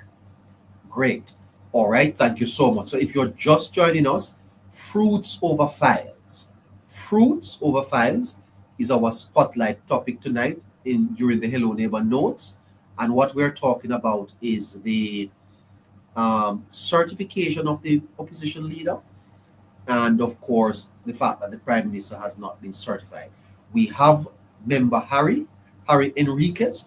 He's an analyst on this program. Of course, Caroline is the moderator, and TV Man is also in the box with us. He is also a contributor to this program. We're going to go back to Harry at this time as he breaks down some of the issues relating to the Integrity Commission and the Prime Minister's uncertified reports. Back over to you, member Harry. Thank you, neighbor. Now, why I said the heads need to rule, neighbor, is because the incompetence as this I see saga drags on. Yes. Is distasteful, neighbor. Uh-huh. And I won't touch Mark Golding's based on what is gazetted for him, because there are some things that are highly questionable when I looked at it, but I won't delve into it tonight, right? Because I'm also seeking to obtain his financial statements to back the irregularities that are seen in what is gazetted by the IC, right? Okay, so back up a little for me, member Harry. You are saying that the uncertification of the Prime Minister is incompetence on the part of the IC. You see it as incompetence. It is. And you are separating that from the general broad view of some, that this is to be considered through a political lens also. You are not dismissing that. No. Because what is happening, is that nobody has been bold enough to call out these people to tell them what they are. Because neighbor, if you're given a role to do a job, you have a set time to do such job. You've received the resources, you've received also the evidence that you requested, but you are still unable to provide the end result. In the corporate world, you would have been fired, and you would have been known as being unable to carry out your basic job functions. The IC is exactly that, right? The management in the IC is exactly that, neighbor. I don't know no institution at this level, such critical institution at that, neighbor, who gets the luxury to waste limited resources from taxpayers. Yes. Who puts the character of a prime minister under threat for several years. It's not a one-off thing or a buck-up thing, neighbor. This is consistent pressure. And what happens, neighbor, is that when you can't carry out your job, your request still a request foolishness. And the prime minister has given them all that they have requested, neighbor. And when you look at it, people will say it is a politics. Yes, we know the IC has different political agendas within it, neighbor, quote unquote, allegedly, right? Yeah, but hold on, Harry. You are saying that they lack the skills, the knowledge, the ability to do something properly. You are saying that they can't do the job? They can't. Neighbor, when you have to summon an international expert and outside, you source external help. And external help ensure that they work for their money. $30 million are not chicken feed. I mean, because Gil did say that. But in this context, neighbor, to do one job, and the expert spoke, he found nothing wrong. This is a man who would have gone through hundreds and probably thousands of documents of this nature. $30 million worth of investigation. Exactly. Which is separate from their salaries. Right? And when the expert speaks, because remember, in a neighbor, Jamaica have this thing where anything where they're firing must good. And what the IC is saying is that, no, we pay $30 million and get this person and them do the investigation. Them can't write. We don't feel like him right. We don't believe him right. Something must wrong. So it leads to the incompetence now, neighbor, or the disingenuous act from management in IC to deliberately siphon funds, neighbor, from taxpayers. And people will say, oh, you're coming harsh at the IC. No. Neighbor, the scripture says, by their fruits you shall know them. And the fruits we're seeing from the IC is no result. They're not bearing any fruits. They are right now the wheat. Well, not the wheat, the tears. They can't provide anything, which means they have failed their basic job descriptions, neighbor. Their basic within their function. And when you fail, you didn't fail 1 year in a neighbor. You didn't fail 2 years. Half a decade. You've been consciously or unconsciously failing. Whether you intend and it's seeming that way, this is the end result. This is the lack of action we've seen to certify the Prime Minister. You can't ask for any documentations. There's nothing else to give. And barring your political allegiances, agendas, and narratives, and whatever we want to call it, it comes down to a professional level, neighbor, which shows that there are a bunch of incompetent individuals who should be removed by as early as a morning. Because you cannot sit in a role, oh my God, that is results driven and you can't provide no result. It doesn't happen anywhere else in the rest of the world. In other words, their incapacity to deliver on their mandate makes them incompetent and unfit to carry on as officials of that agency. Precisely so. Precisely so, neighbor. And they cannot argue against the statement being put forward. Because I bet any one of them, neighbor, can come up with that tonight. I'll extend it for the entire month to come on this program to prove that they are not incompetent. Any level. That has to do with the report. We don't have to discuss what is in the financial statements provided. State your job description, your responsibilities, and from that description, you will be judged. Because if you cannot bring out the deliverables with the end result, you don't fit to be in that capacity. All right. Okay, Harry. I get your point of incompetence, but there is no question, Mr. Henriquez, that a perception is out there, and this perception has lingered. I remember in the last election how this was a subject. As a matter of fact, the PNP campaigned on it. They lost. It's been 7 months since the election, and still no word on the Prime Minister's statutory declaration. Don't you think that the perception that is in the society is unfair to the Prime Minister? But it is beyond unfair. It is no different from character assassination.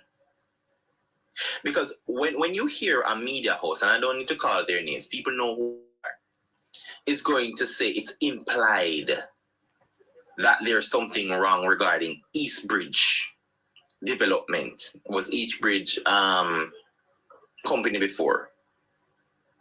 Numbers cannot lie.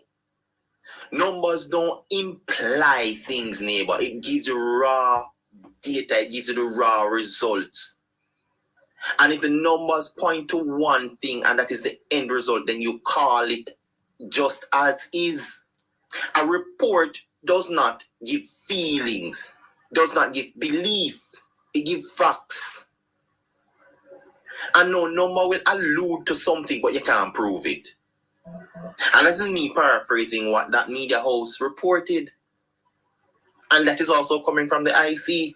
Now, what I would advise the ruling government to do, they have majority votes in both houses, Senate and Parliament.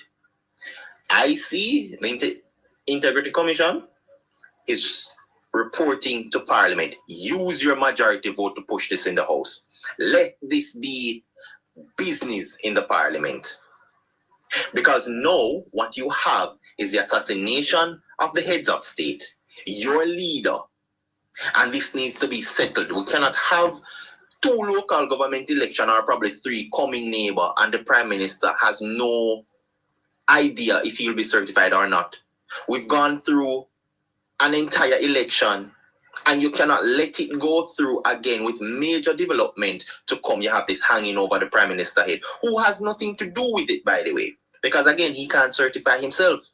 Right. And I made that point earlier, and I think that in terms of both Golden and Holness, the same argument can be made. I noticed, Harry, that the Patriots said that the IC certified the opposition leader.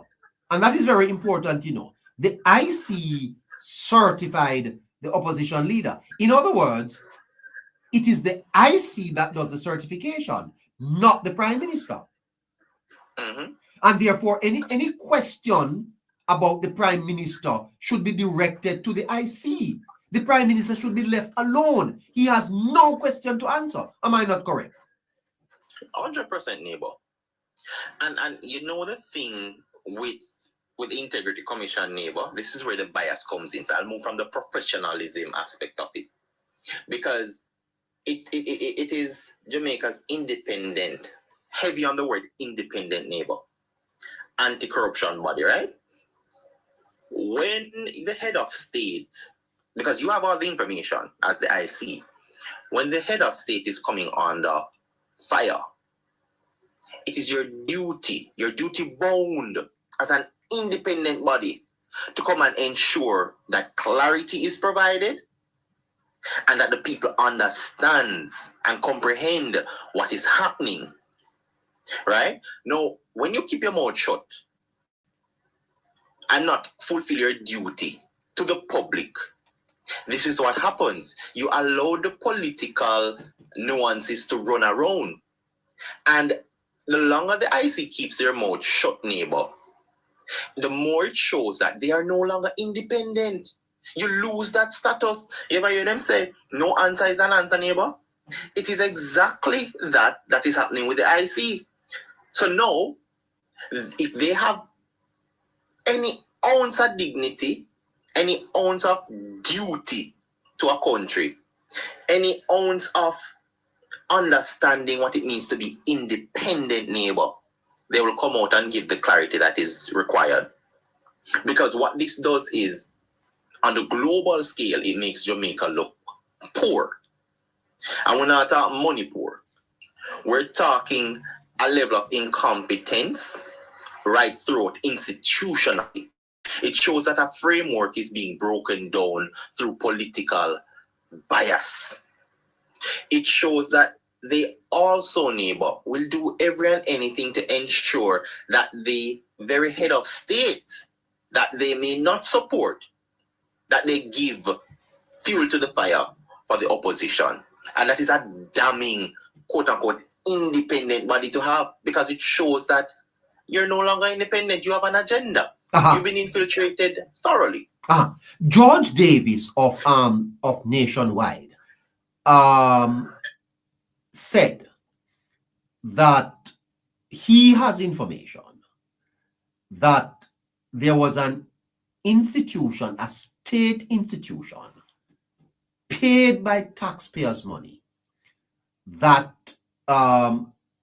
was trying to influence the outcome of the election, and fingers are pointed at the IC, Harry. Could anything be remotely true that there were persons trying to influence the outcome of the general elections?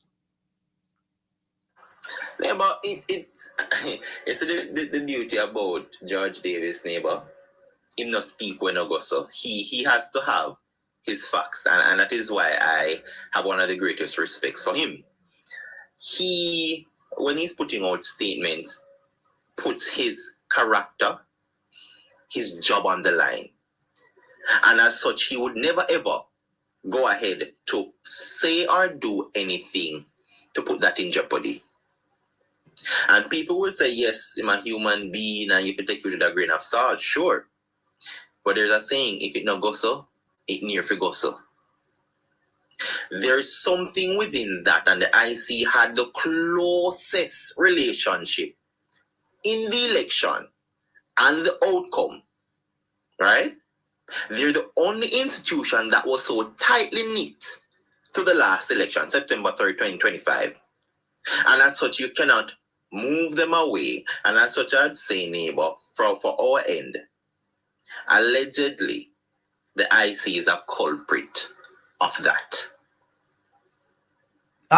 The politics plus the politics plus network position is what? Allegedly. Neighbor, allegedly, right? Because they can't come at it in a neighbor. And whether or not I can even separate it from politics plus network and let it be personal to me, right? But they can't prove otherwise.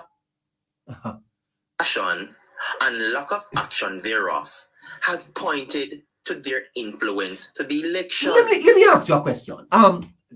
George Davis is a respected journalist in Jamaica.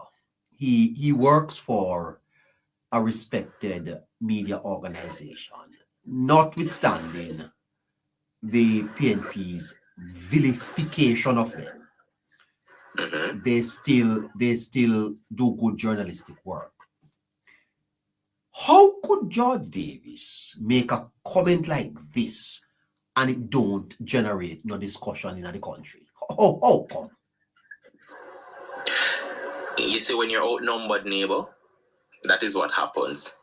Because you see, if any media host, any political individual had challenged his statement, it would have given the airtime it deserved. But the fact that it was not denied or was not challenged does not that add veracity to it? It definitely does. But understand this, neighbor. It is not the sexy news and the one that gives you all of the tops and roses if you discuss it and give you the media fame. So Jamaicans don't look at it. Anything that may be deemed boring, because the truth is boring, you know, and facts are boring. Yes. Right? We experience that here every night. Yes. Right? But because of that, neighbor, people don't gravitate to it. And the truth is, people don't really want to know the truth. They want something that can be monetized, that can be liquidated, something that can give them some level of 50 minutes worth of fame. George Davis' statement does not do that. Because what happened now is that you will have to rely on somebody of known status to challenge it for it to get the airtime it deserves. But don't you think it is a monumental comment to make that an agent of the state was trying to influence the outcome of the general elections? What could be greater than that? Neighbor, I can tell you what would be greater if they succeeded. That in itself would have been greater. But understand this. You see, when something as compelling as that statement is put out, neighbor, the relevant individuals who it hit, when they throw the stone and the hog went leak, them not ball out again, you know. Them try to hold it because they know if they address it, if they give it any airtime whatsoever, any life to it, then they will be fueling a fire that they can't control. And the narrative will back them in the corner. If you realize the IC doesn't even try to defend itself against such a powerful statement, they're hoping that in Jamaica is a 9-day talk, and as such, it will be pushed aside. And then lo and behold, if not in the same week or the latter part of that week, we had a major breaking news which drowned that out. And as such, has run down with other things, not realizing that proper journalism should be respected and upheld. Instead, we're taking these bangarang news clippings and sound bites and run with it because of how it make us feel. Right? And I said this before, Jamaica is in a state where belief trumps facts. And it's a dangerous game Jamaicans are playing. Because when you muddy the water like that, when the truth should come out, people push it away. And we see the truth, neighbor, and I can point to it, not to move away from the discussion. But look at the blackout that happens. We know of the electrical issues that happen, neighbor. And that is the facts. But you know what the belief is? Oh, the US ship carry guns and do this and do that and run with some unbelievable stories. That gains attraction. Not the fact that there might have been something wrong at the bay and the pump station for JPS. That is not concerning. What is more concerning is to drill up and drum up some ridiculous stories that will sell. And the mainstream media is extremely guilty of that. If we're in the court of house, they would have been found guilty with ease. You'd have so much evidence that is so compelling, you wouldn't have to pass the first 15 minutes worth of trial. You wouldn't need to hear rebuttal arguments either. You just sentence them and that's the key. Let me ask you a few questions in terms of the political side. Do you think that this has hurt the Prime Minister? I think it has taken an emotional toll on him, neighbor, despite him not showing it. I also think the longer it draws out, it loses its edge on him. Because what will happen as his fruits, the trees he plants in the next few years, yes, comes to fruition, the files won't matter. Exactly. And then hear what happens now, neighbor. Story must come to bump because the IC cannot drag this on much longer. And that is facts. But then Harry, hold on. The longer you read the Patriots press release. I've seen it, yeah. Yeah. So the longer it drags on, it is the more that they have the propagandists thrive on this perception.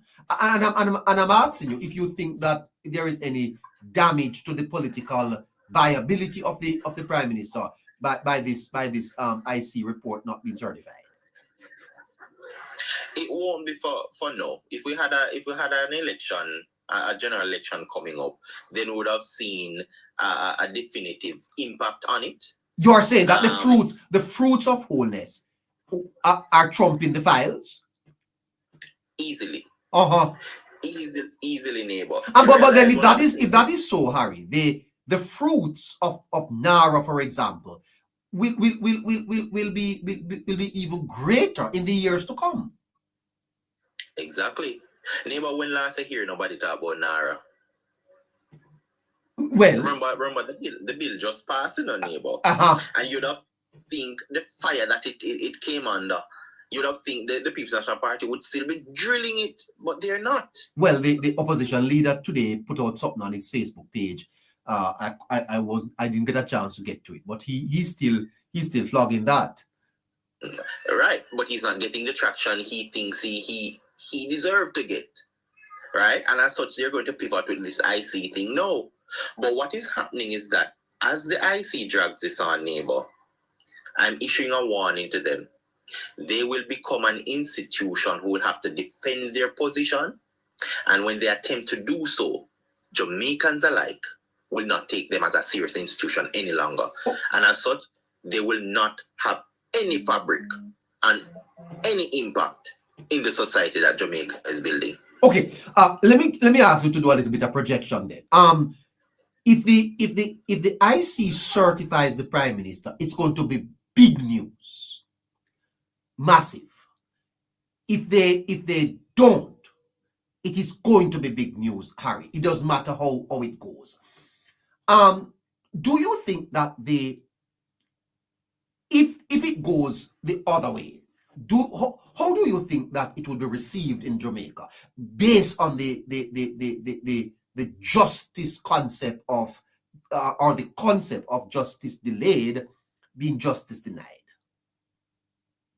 Well, with them coming out and certifying the Prime Minister, neighbor, it will be a breath of fresh air for the Prime Minister, but for Jamaica. But do you think it would restore the IC's credibility? It won't restore the IC's credibility. Here's why. They will now have to be faced with answering questions that they can't provide answers for. One of the major ones is, why was the delay so extensive despite being provided with all the necessities? And they can't come out without damaging both themselves and the political rhetorics and surrogates of the People's National Party. So they will be back between being put in a rock and a hard place. And as such, they have to now decide, do they try and protect the integrity that they really don't have, which is an ounce of it remaining? They're in a pickle, Harry. Of course, neighbor. Right? And I want to tell you, that is also contributing to how long this is being dragged out, because they don't know how to pivot out of it. So I suspect that. And Mr. President, hold on. I suspect that you are correct there, so Harry. How you map it up? They can't. They really can't, neighbor. And it's going to show that another framework and institution in Jamaica needs, I don't want to say dismantle, because I strongly believe in the functions of it. I just don't believe in the individuals that are at the helm. Yeah. And that is why I started the way I started, because I believe there is a functionality. The functionalism will say that the Integrity Commission has a place in society, and it really does, but not those who are at the helm, and it needs to be cleaned up to meet its functions and to carry out its responsibilities as a true independent body. Yes. But Yes. as it stands now, it is not. Yes. Harry, Mark Golden is a lawyer. And I think you as someone who respects education would give him his props that he is a fairly good business lawyer. Golden is a legislator, and Golden knows procedures, etc., etc.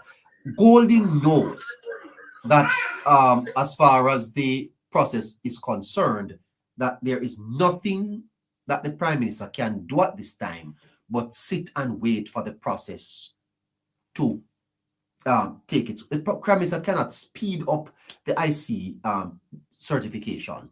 Why is Mr. Golden allowing himself and his party to attack the Prime Minister when the Prime Minister cannot certify himself? Why? Neighbor, he knows that. But does Jamaicans know that? Does Jamaica accept that the Prime Minister cannot do so? Remember, I know a lot of Jamaicans run with the narrative that Dr. Andrew Holness is a dictator, so he must can speed up anything and do anything in Jamaica. And when you put both together and have a juxtaposition of it, neighbor, this is the end result that we're seeing.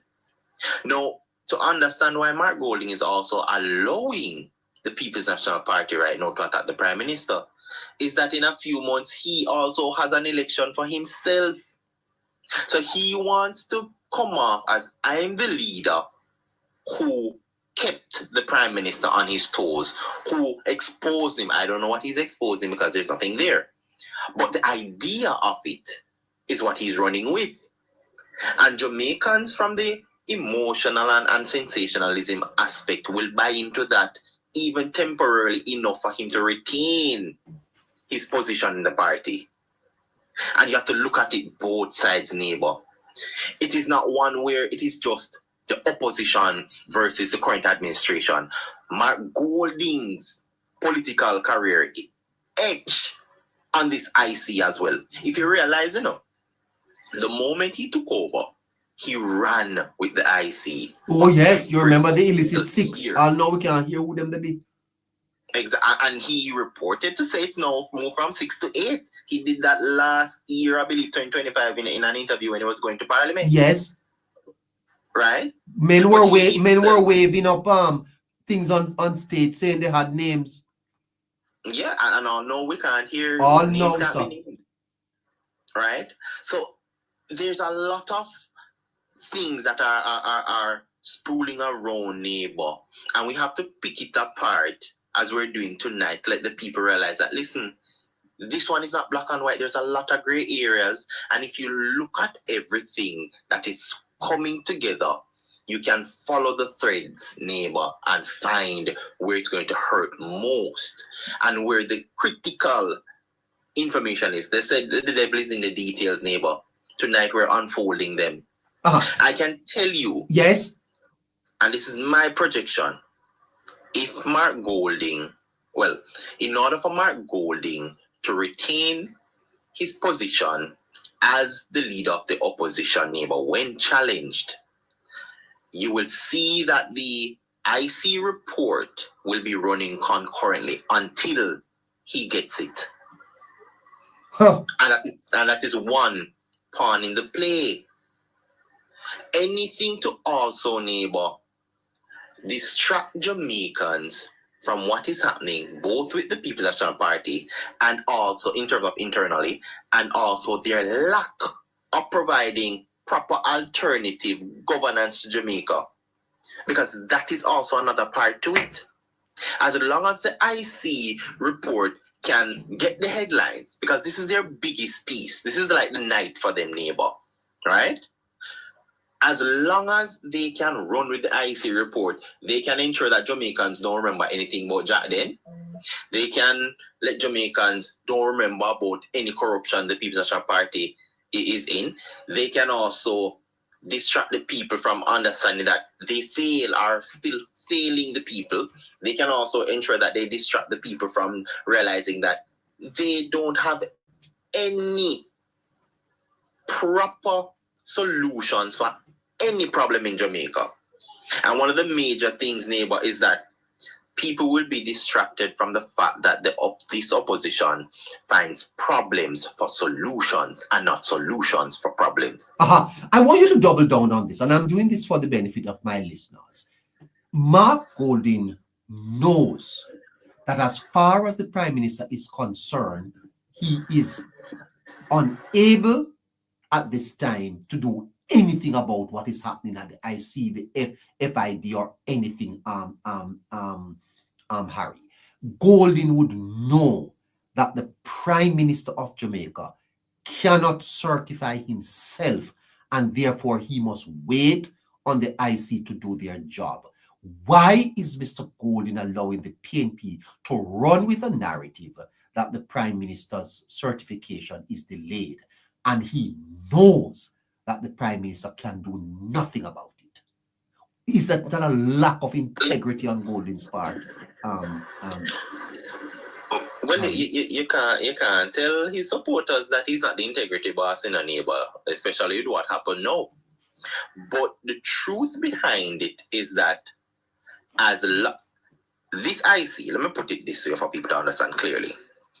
This IC issue is a cash cow for Mark Golding. Here's why. It can milk it go and milk it come, because it will always get the publicity above anything else. It's a big story. Anywhere I'm turning, neighbor. If the IC come now and say they're requesting, let's say they're requesting an additional document from the Prime Minister. Not that they can request anything else, because I don't think anything else is remaining. Mark Golding can jump on that and say, see that? He need to provide more information because something not right, numbers not add up. And he will milk that go and milk it come. And if the IC come and say they have to bring in another team to advise, he can milk it go, milk it come. As long as he wants to, neighbor, he can revive it no matter what happens. You realize the other day we didn't hear much about any IC report. When I think it was February, right? When Mark Golding had to submit additional documents, he didn't hear about IC report. Nobody knew that the IC requested additional documentations from him. But the moment he went ahead and provided those documents and got the green light to say, okay, these documents may be fine, him put more fire stick under the pot, neighbor, and start blaze fire. Because now he doesn't have to be cautious. If you look at between January to March, Mark Golding was very cautious regarding the IC because he needed to provide additional documents. On his own report. On his own report. On his own report, neighbor. Right? And if you realize as well, mainstream media did not run with that because they don't see it as a story that will sell for them. And they also have to protect their very own. So nobody knew that he had to provide additional documentations, right? And I mentioned it here on Politics Plus Network, the Hello Neighbor show. And no PMP, their surrogates, and my good friend Mr. Perry even challenged it. Because they know that if they did, they would have exposed him. And even when the question asked neighbor regarding why he's not certified at the time, he gave a cautious response. So we have to look at it in that manner. But like I said, this is a cash cow. This is the ace of Mark Golding's sleeve and a protective force for the People's National Party for anything that's going wrong. You realize nobody's talking about the $70 million that was sent down to the municipality in Westmoreland, neighbor. But everybody run with the IC report. A report that does not impact Jamaica's ability or the administration to carry out their responsibility for Jamaicans. Yes. It doesn't stop Andrew Holness from representing Jamaica proudly. Yes, sir. And for giving Troy the bridge. Exactly. Exactly. No, and you know, frankly, you know, they talk about the articulate minority, and you know, frankly, Harry, a lot of Jamaicans are not too interested in these things. You know, we sometimes misread our people, you know, Harry. I think here's the thing, neighbor. We have a lot of hope in our people. We've seen how far we've come with the little we've had.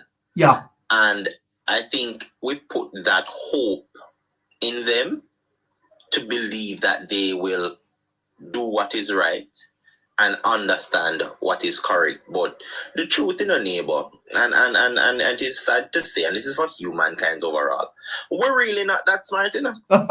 You mean Jamaicans? Yeah. Oh, and understand it, well, neighbor. I really think we are lacking in terms of our ability to analyze issues. When I, for example, read the Patriots' comments tonight, and I said, these are young professionals. Oh, they ought to have been able to do better, man. I think we are not critical thinkers as much as we ought to, Harry. And I think a lot of persons overestimate their ability to carry that out.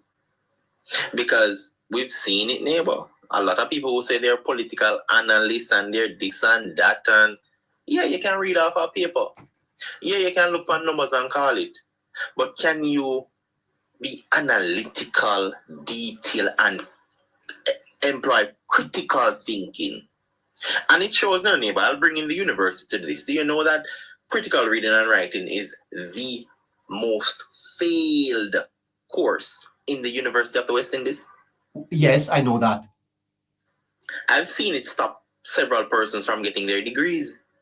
Brilliant minds. But they're not able to critically think things through. Not able to, neighbor. Right? And it shows heavily. And this is not to put down anybody, but it is the truth. We can't argue with the facts.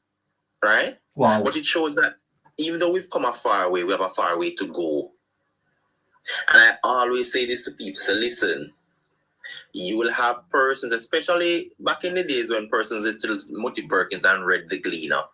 Because I can tell you this, is a neighbor. My father wasn't a brilliant man growing up. He used to read the newspaper and he got a hang of it. And he got one opportunity to go overseas. And he made the most of it to become the best in his class. This is a little country boy. Right?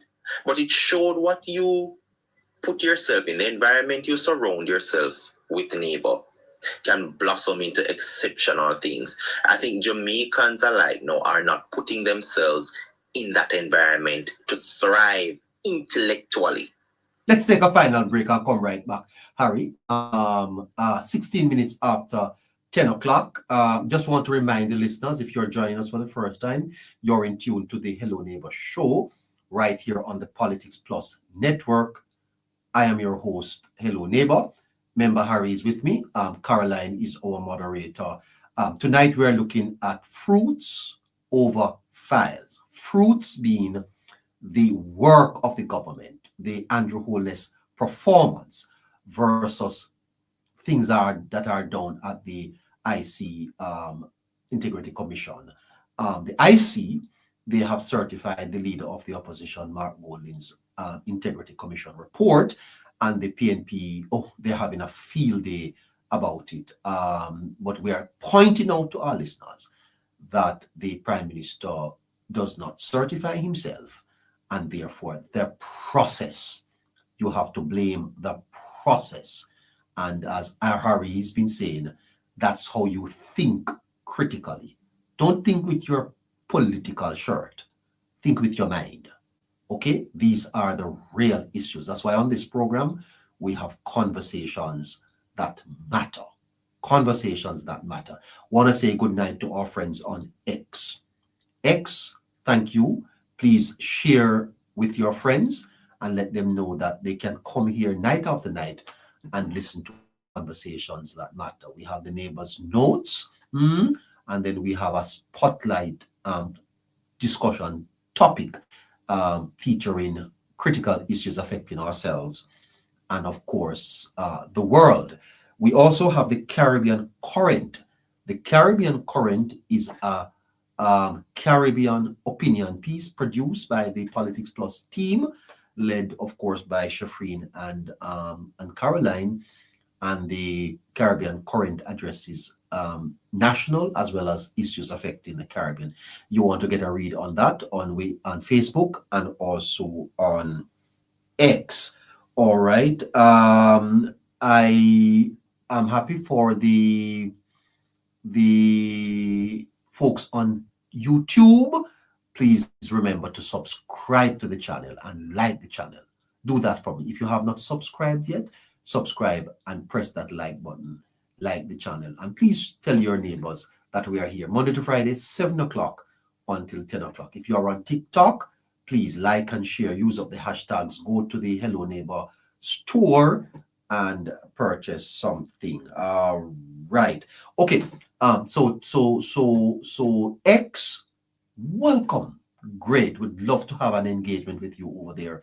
And have you join in the discussion some night. If you want to make a contribution to our program, 954-635-8732 is the Zelle account. That's 954-635-8732. We also have a cash app, and I'm going to ask Blueberry if she would post that in the chat now. If you are on YouTube, it is going across your screen, the Hello Neighbor Podcast at gmail.com. Of course, you can send us a WhatsApp at 876-858-9553. That's 876-858-9553. The Hello Neighbor Podcast live on YouTube. Please like and share. Of course, we still have with us member Harry Henriquez and, of course, our moderator Caroline. I think TV Man has gone to his bed or 20 minutes after 10 o'clock. All right, so let's go back into member Harry. The information is on the screen on X2. So on X, if you're on X and you want to make a contribution, look at the screen and use up that information. 954-635-8732 is your number to support the Politics Plus podcast, the Politics Plus network. This is the Hello Neighbor show. All right. Thank you so much, everyone, for tuning in. And we're happy to have you wherever in the world you are. Like and comment and share and spread the word all over Jamaica that your favorite program is on 7 o'clock every day, Monday to Friday, between 7 o'clock and 10 o'clock. Keep the conversation going. Keep the chat active. And please remember, send your contributions to 954-635-8732. All right, let's go back in and talk again to our analysts here on the Politics Plus network, member Harry Henriquez. Welcome again, member Henriquez. Nice neighbor. Thank you so much. Good night again for everybody who is joining as well. Yes. Member Harry, let's talk a little bit about what happened on the weekend. The Jamaica Public Service Company is suggesting that lightning strike may have caused the power outage. I see the minister taking a very proactive approach and also suggesting that the JPS compensate businesses that probably would have suffered loss on Friday. The conspiracy theories are being spread all around, Harry. What do you make of those conspiracy theories as well as the whole affair having to do with the loss of power and JP's response and that of the minister? Well, let me take it for the minister first, neighbor. I don't think his statement is unreasonable. Here's why. It's not the first time we've had an outage of this nature and it hurt the productivity level for that period. Production went down significantly, and people will say, well, it's just a few hours, close to a day. No. What happens within that time frame is that businesses lose out on critical operations. Some may be distribution within a specific time. Some may also require the electricity to to create products and deliver additional services both locally and internationally, right? Now, when you look at that, neighbor, someone, or in this case, the JPS, has to be held accountable. That is one of the manner in which you hold them accountable. Yes. Now, it ties into the fact that the Jamaica Public Service co-neighbor actually does not have a grid or a system that could have even protected us against a Category 3 hurricane, which shows that they've been operating subpar to their contract. They have not been able themselves to be that productive and efficient and effective. Now, again, in other words, they're vulnerable. They are vulnerable, and that is because of poor maintenance. And we have a maintenance problem in Jamaica for decades. It's not something that started just the other day. And JPS shows that they are also a failed framework in that manner. So in order to push them to ensure that they produce the best service for Jamaicans, right? You have to ensure that you hit them where it hurts, but not to deter them from providing proper services. And that is how they will learn to ensure that they upgrade their systems. They are proactive. They won't always get it right, and we understand that. But you have to have precautionary measures put in place in the event of these things. That's why they are proper engineers. They're paid handsomely. Yes. And if you don't have the necessities put in place, you are now putting the country at risk by its citizens being unproductive for a substantial period of time. Who to tell, neighbor? Miss me around her back probably have just pluck her chicken then. Yes. Put in a fridge and lose how much hundreds of pounds of chicken. Mass John up the road probably just kill one cow, probably in big fat. Yes, because just that 2 hour that the light was off, those chickens are going bad. Neighbor, it wasn't even 2, because I'm in the corporate era, and we lost electricity from 8:40 all the way up to about 10:30. It came back for 15 minutes and never come back until about 6 in the morning. Can you imagine areas outside of the corporate area? Because remember, they will run to ensure that these areas are serviced first. Imagine some other areas that got it all 10 o'clock in the next morning. So you have to ensure that you compensate some way, somehow, these persons for the loss that they have incurred due to I don't want to say the incompetency, but the poor planning of JPS. Because what this is saying, we're entering a hurricane season where we should be getting, turbulent weather here or there. Is it a situation now where at least like a lightning flash again, we're going to have these issues? Yes. So you have to force them to comply to giving proper service. So you have ruled out any foul play, any conspiracy, any sabotage. You don't buy that. I know, neighbor, because remember the grid is very fragile now. Melissa has hurt the grid in a neighbor, right? And I'm cognizant of that as well. So while the East may not have got Melissa like the West did, remember everything is interconnected. There are short fuses that will happen. Now, one of the things for example, when lightning strikes neighbor, it's negative and positive energy that collides. And it doesn't have to be in the exact area where the bay is for it to happen. Because ions and ions actually travels, and it can impact technology, it can impact the bay significantly. And as such, how it's designed, it is designed to shut down immediately with high surge that cannot be processed in the manner that it should. Okay. So I do get that. Okay. All right. Very good. So then there is a view, Harry, that has been brought to my attention, that the JPS they do have close ties with the People's National Party, and there may be some collusion here to sabotage the government or Jamaica? You don't think? Interestingly, I heard on a thing on something on Africa on IRFM. Very interesting that somebody turned off the light. Let me see if I can play that. You heard it? I've heard a snippet of like that.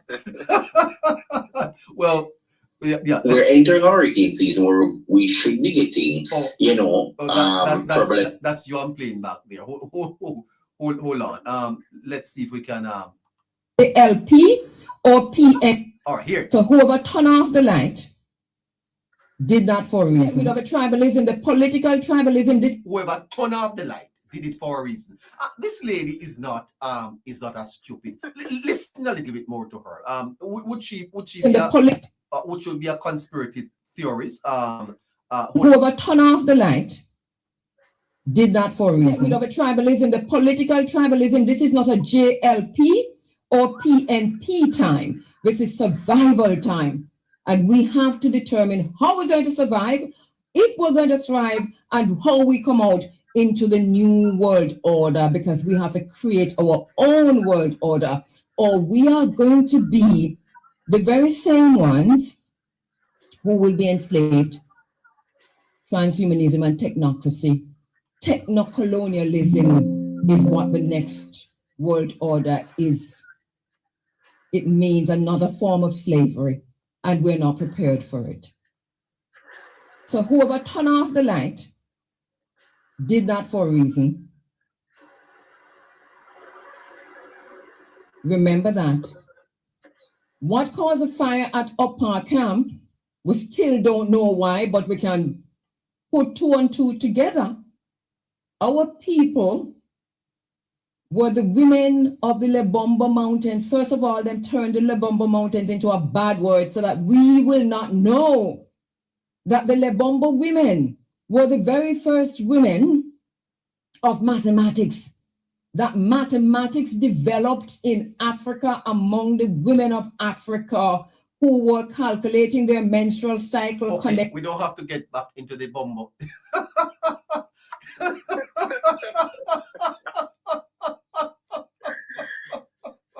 Oh God damn.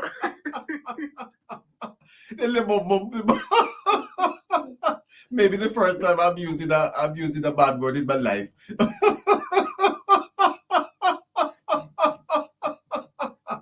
Anyway, fascinating stuff. But on Running Africa, this lady here is well listened to. It's a very popular program, and she suggested that somebody turn off the light. Somebody turn off the light, Harry. Neighbor. I think she'd have to ask. Don't cost that. Gonna make your cost more. It's gonna make your cost bombo.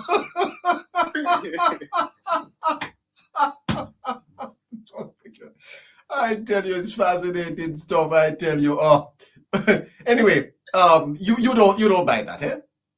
No, neighbor, because here's one of the major tenets coming from it. This would give the administration even greater power over the JPS and its contract. And the JPS would definitely not want that to happen. Now, they are already technically, their back is against the wall somewhat, because they will be faced with the new contractual terms, and that is fair to the Jamaican people. So you got to turn off the light now, and when you do your so-called investigation based on Kabu, what she's saying, it will come up almost inconclusive and doesn't make sense. Everything has to be aligned, because what Minister Vaz has requested, we have to ensure that the JPS provide the evidence as to what really happened. Yes. And if somebody turn off the light, neighbor, right, there will be things running to show that as somebody turn off the light, which would not help JPS case. And now it's going to cost them, because Jamaica is not known for load shedding anymore, right? We've passed that time. Now, this also cost JPS money where them technically not have no neighbor. Yes. Because they had to bring in pay overtime to additional people, bringing other staff, pay probably 3 times the amount normal salary within that time frame, bring into play equipment as well, and no compensation package maybe staring them in the face. Yes. So it would have been an expensive way to turn off the light. Uh-huh. So that for me doesn't make any sense in that manner. But to the conspiracy theorist neighbor, I can tell you they were just waiting for something to talk. Right? They didn't have the interest to understand why the USS Minutes was out in the harbor, in Kingston Harbor, right? And every and anything will spill. They need something to stick to the Prime Minister. He's doing a good job. Can more be done? Of course. Every and any country more can be done. But it has been a long time that since the NARA has been passed, it's a very long time politically, neighbor, for people to get a new story. And that's exactly what they drummed up. They need something to throw at the administration, and specifically the Prime Minister and his relationship with the US. And this is not Andrew Holness, let me clarify, it's not Andrew Holness' relationship to the US. Jamaica has a long-standing relationship with the US, stemming back well over 50 years. People love to talk about Jamaica and Cuba relationship and all of that. We have also had relationship with the US, and both run concurrently. It is not one or the other. We're in a global market, and we have bilateral agreements right throughout with many different countries. So it is nothing new. And until and unless people understand what the tour of the southern seas is, they will run with these narrative. And even when they understand it, it doesn't fit what they believe. Again, belief trumps facts, neighbor. Yes. Right? And this thing sells. Never mere whole heap of people talk about say gun move and something come out of the country, so them lock off the light and create distraction. So anything, if something not come in, something come out. And I'm like, why do these conspiracy theorists even take any root in Jamaica? What is about us that we thrive on it?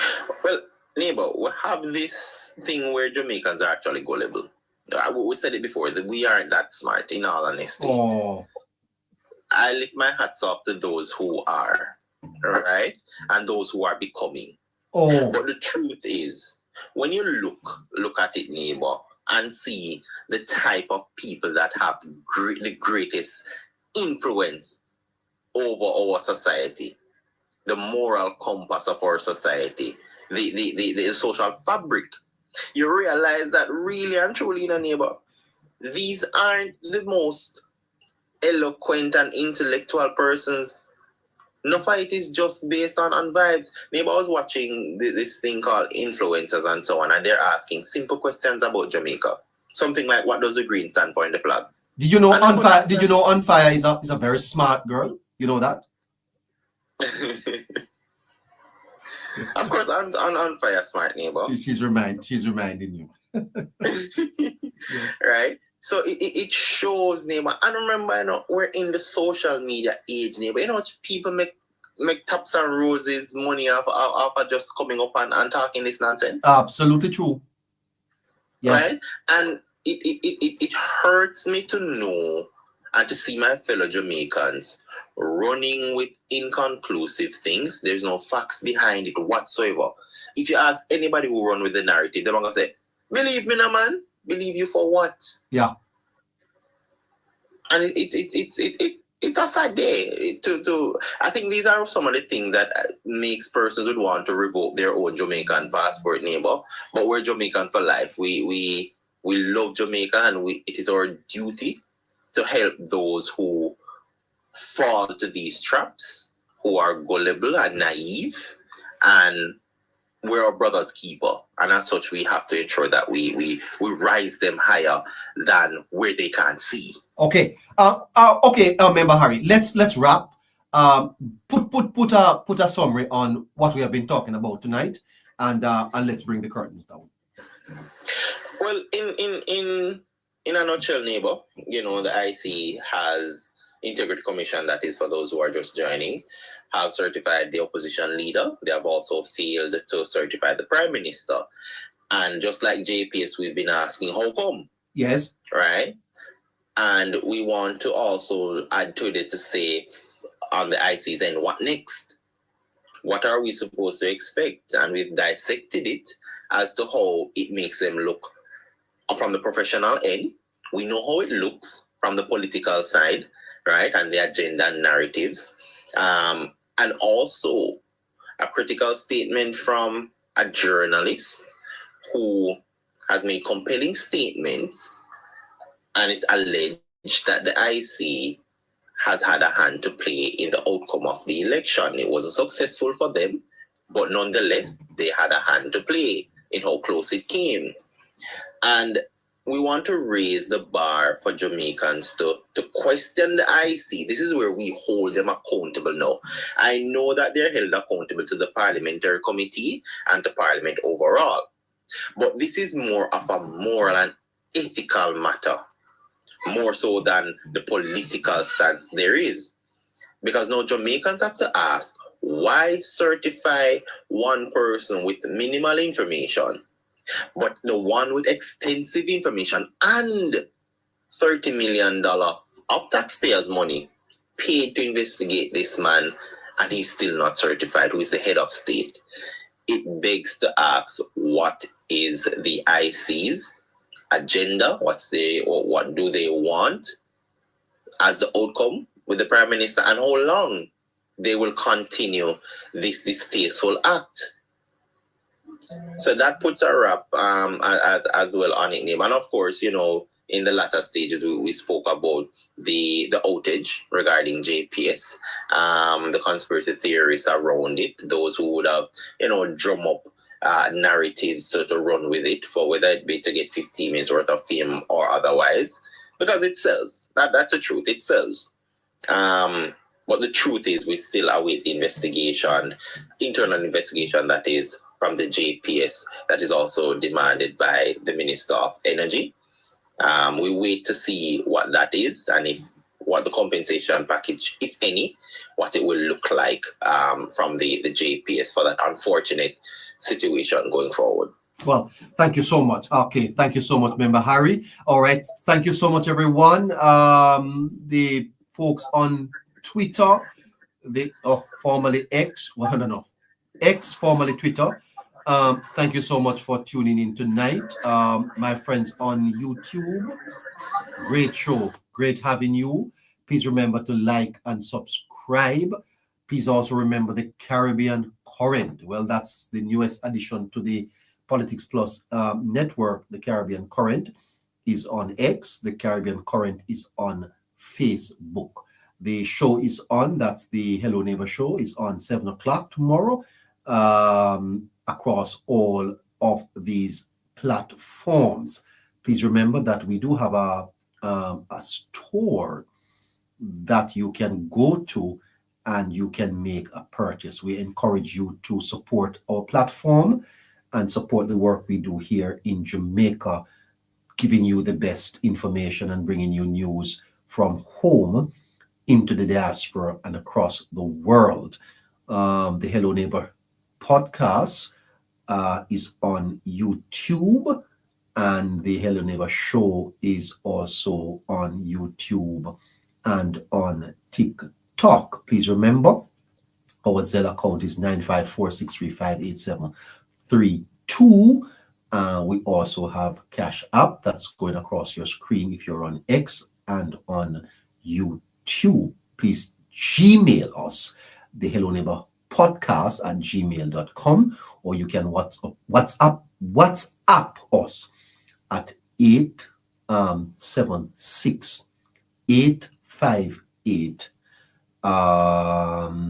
9553. That's 876 858 9553. If you're on TikTok, the Zelle account is 954 954-635-8732. That's 954-635-8732. Want to thank you so much for tuning into our program tonight and to invite you to join us again tomorrow, same time, same place, across all platforms, when we will do this all over again for you. In the meantime, have yourself a fantastic night, and do take care of yourselves. Keep the conversations going in the Hello Neighbor chat group on WhatsApp. Hello Neighbor chat on WhatsApp. We continue the conversation. Conversations that matter. Harry, over to you for the final word. Well, neighbor, I want YouTubers, I haven't forgotten you. Still one family, still one love. Of course, for everybody who is listening, those on the For You page, YouTube, X, Facebook, all over. It means another form. Happy thank you. You've come every night. You've listened to us dissect issues. You've listened to us give you the food that you can go out and share with your brethren and sister right across, so they can be edified. Continue to support. Tell a friend to tell a friend as we grow this platform, not for ourselves but for Jamaicans and the future of Jamaica, to ensure that the truth lives, that facts trumps belief all day, every day. And remember, this is a place where conversation matters. Excellent. Well, thank you so much, Harry. Thank you so much to the team that is behind the scene, making sure that things flow as nicely as they can. Take care, everybody, and have a great Neighbor, just before you go, for all our listeners who would like to join our WhatsApp group, please send me a message at 954-635-8732 and let me know if you would like to be included in the WhatsApp group. All right.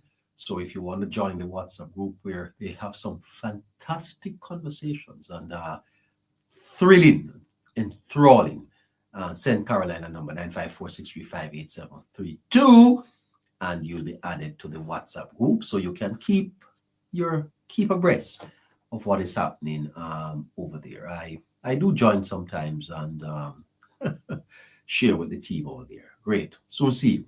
Bye-bye, everybody. Take care of yourselves, okay? Bye-bye.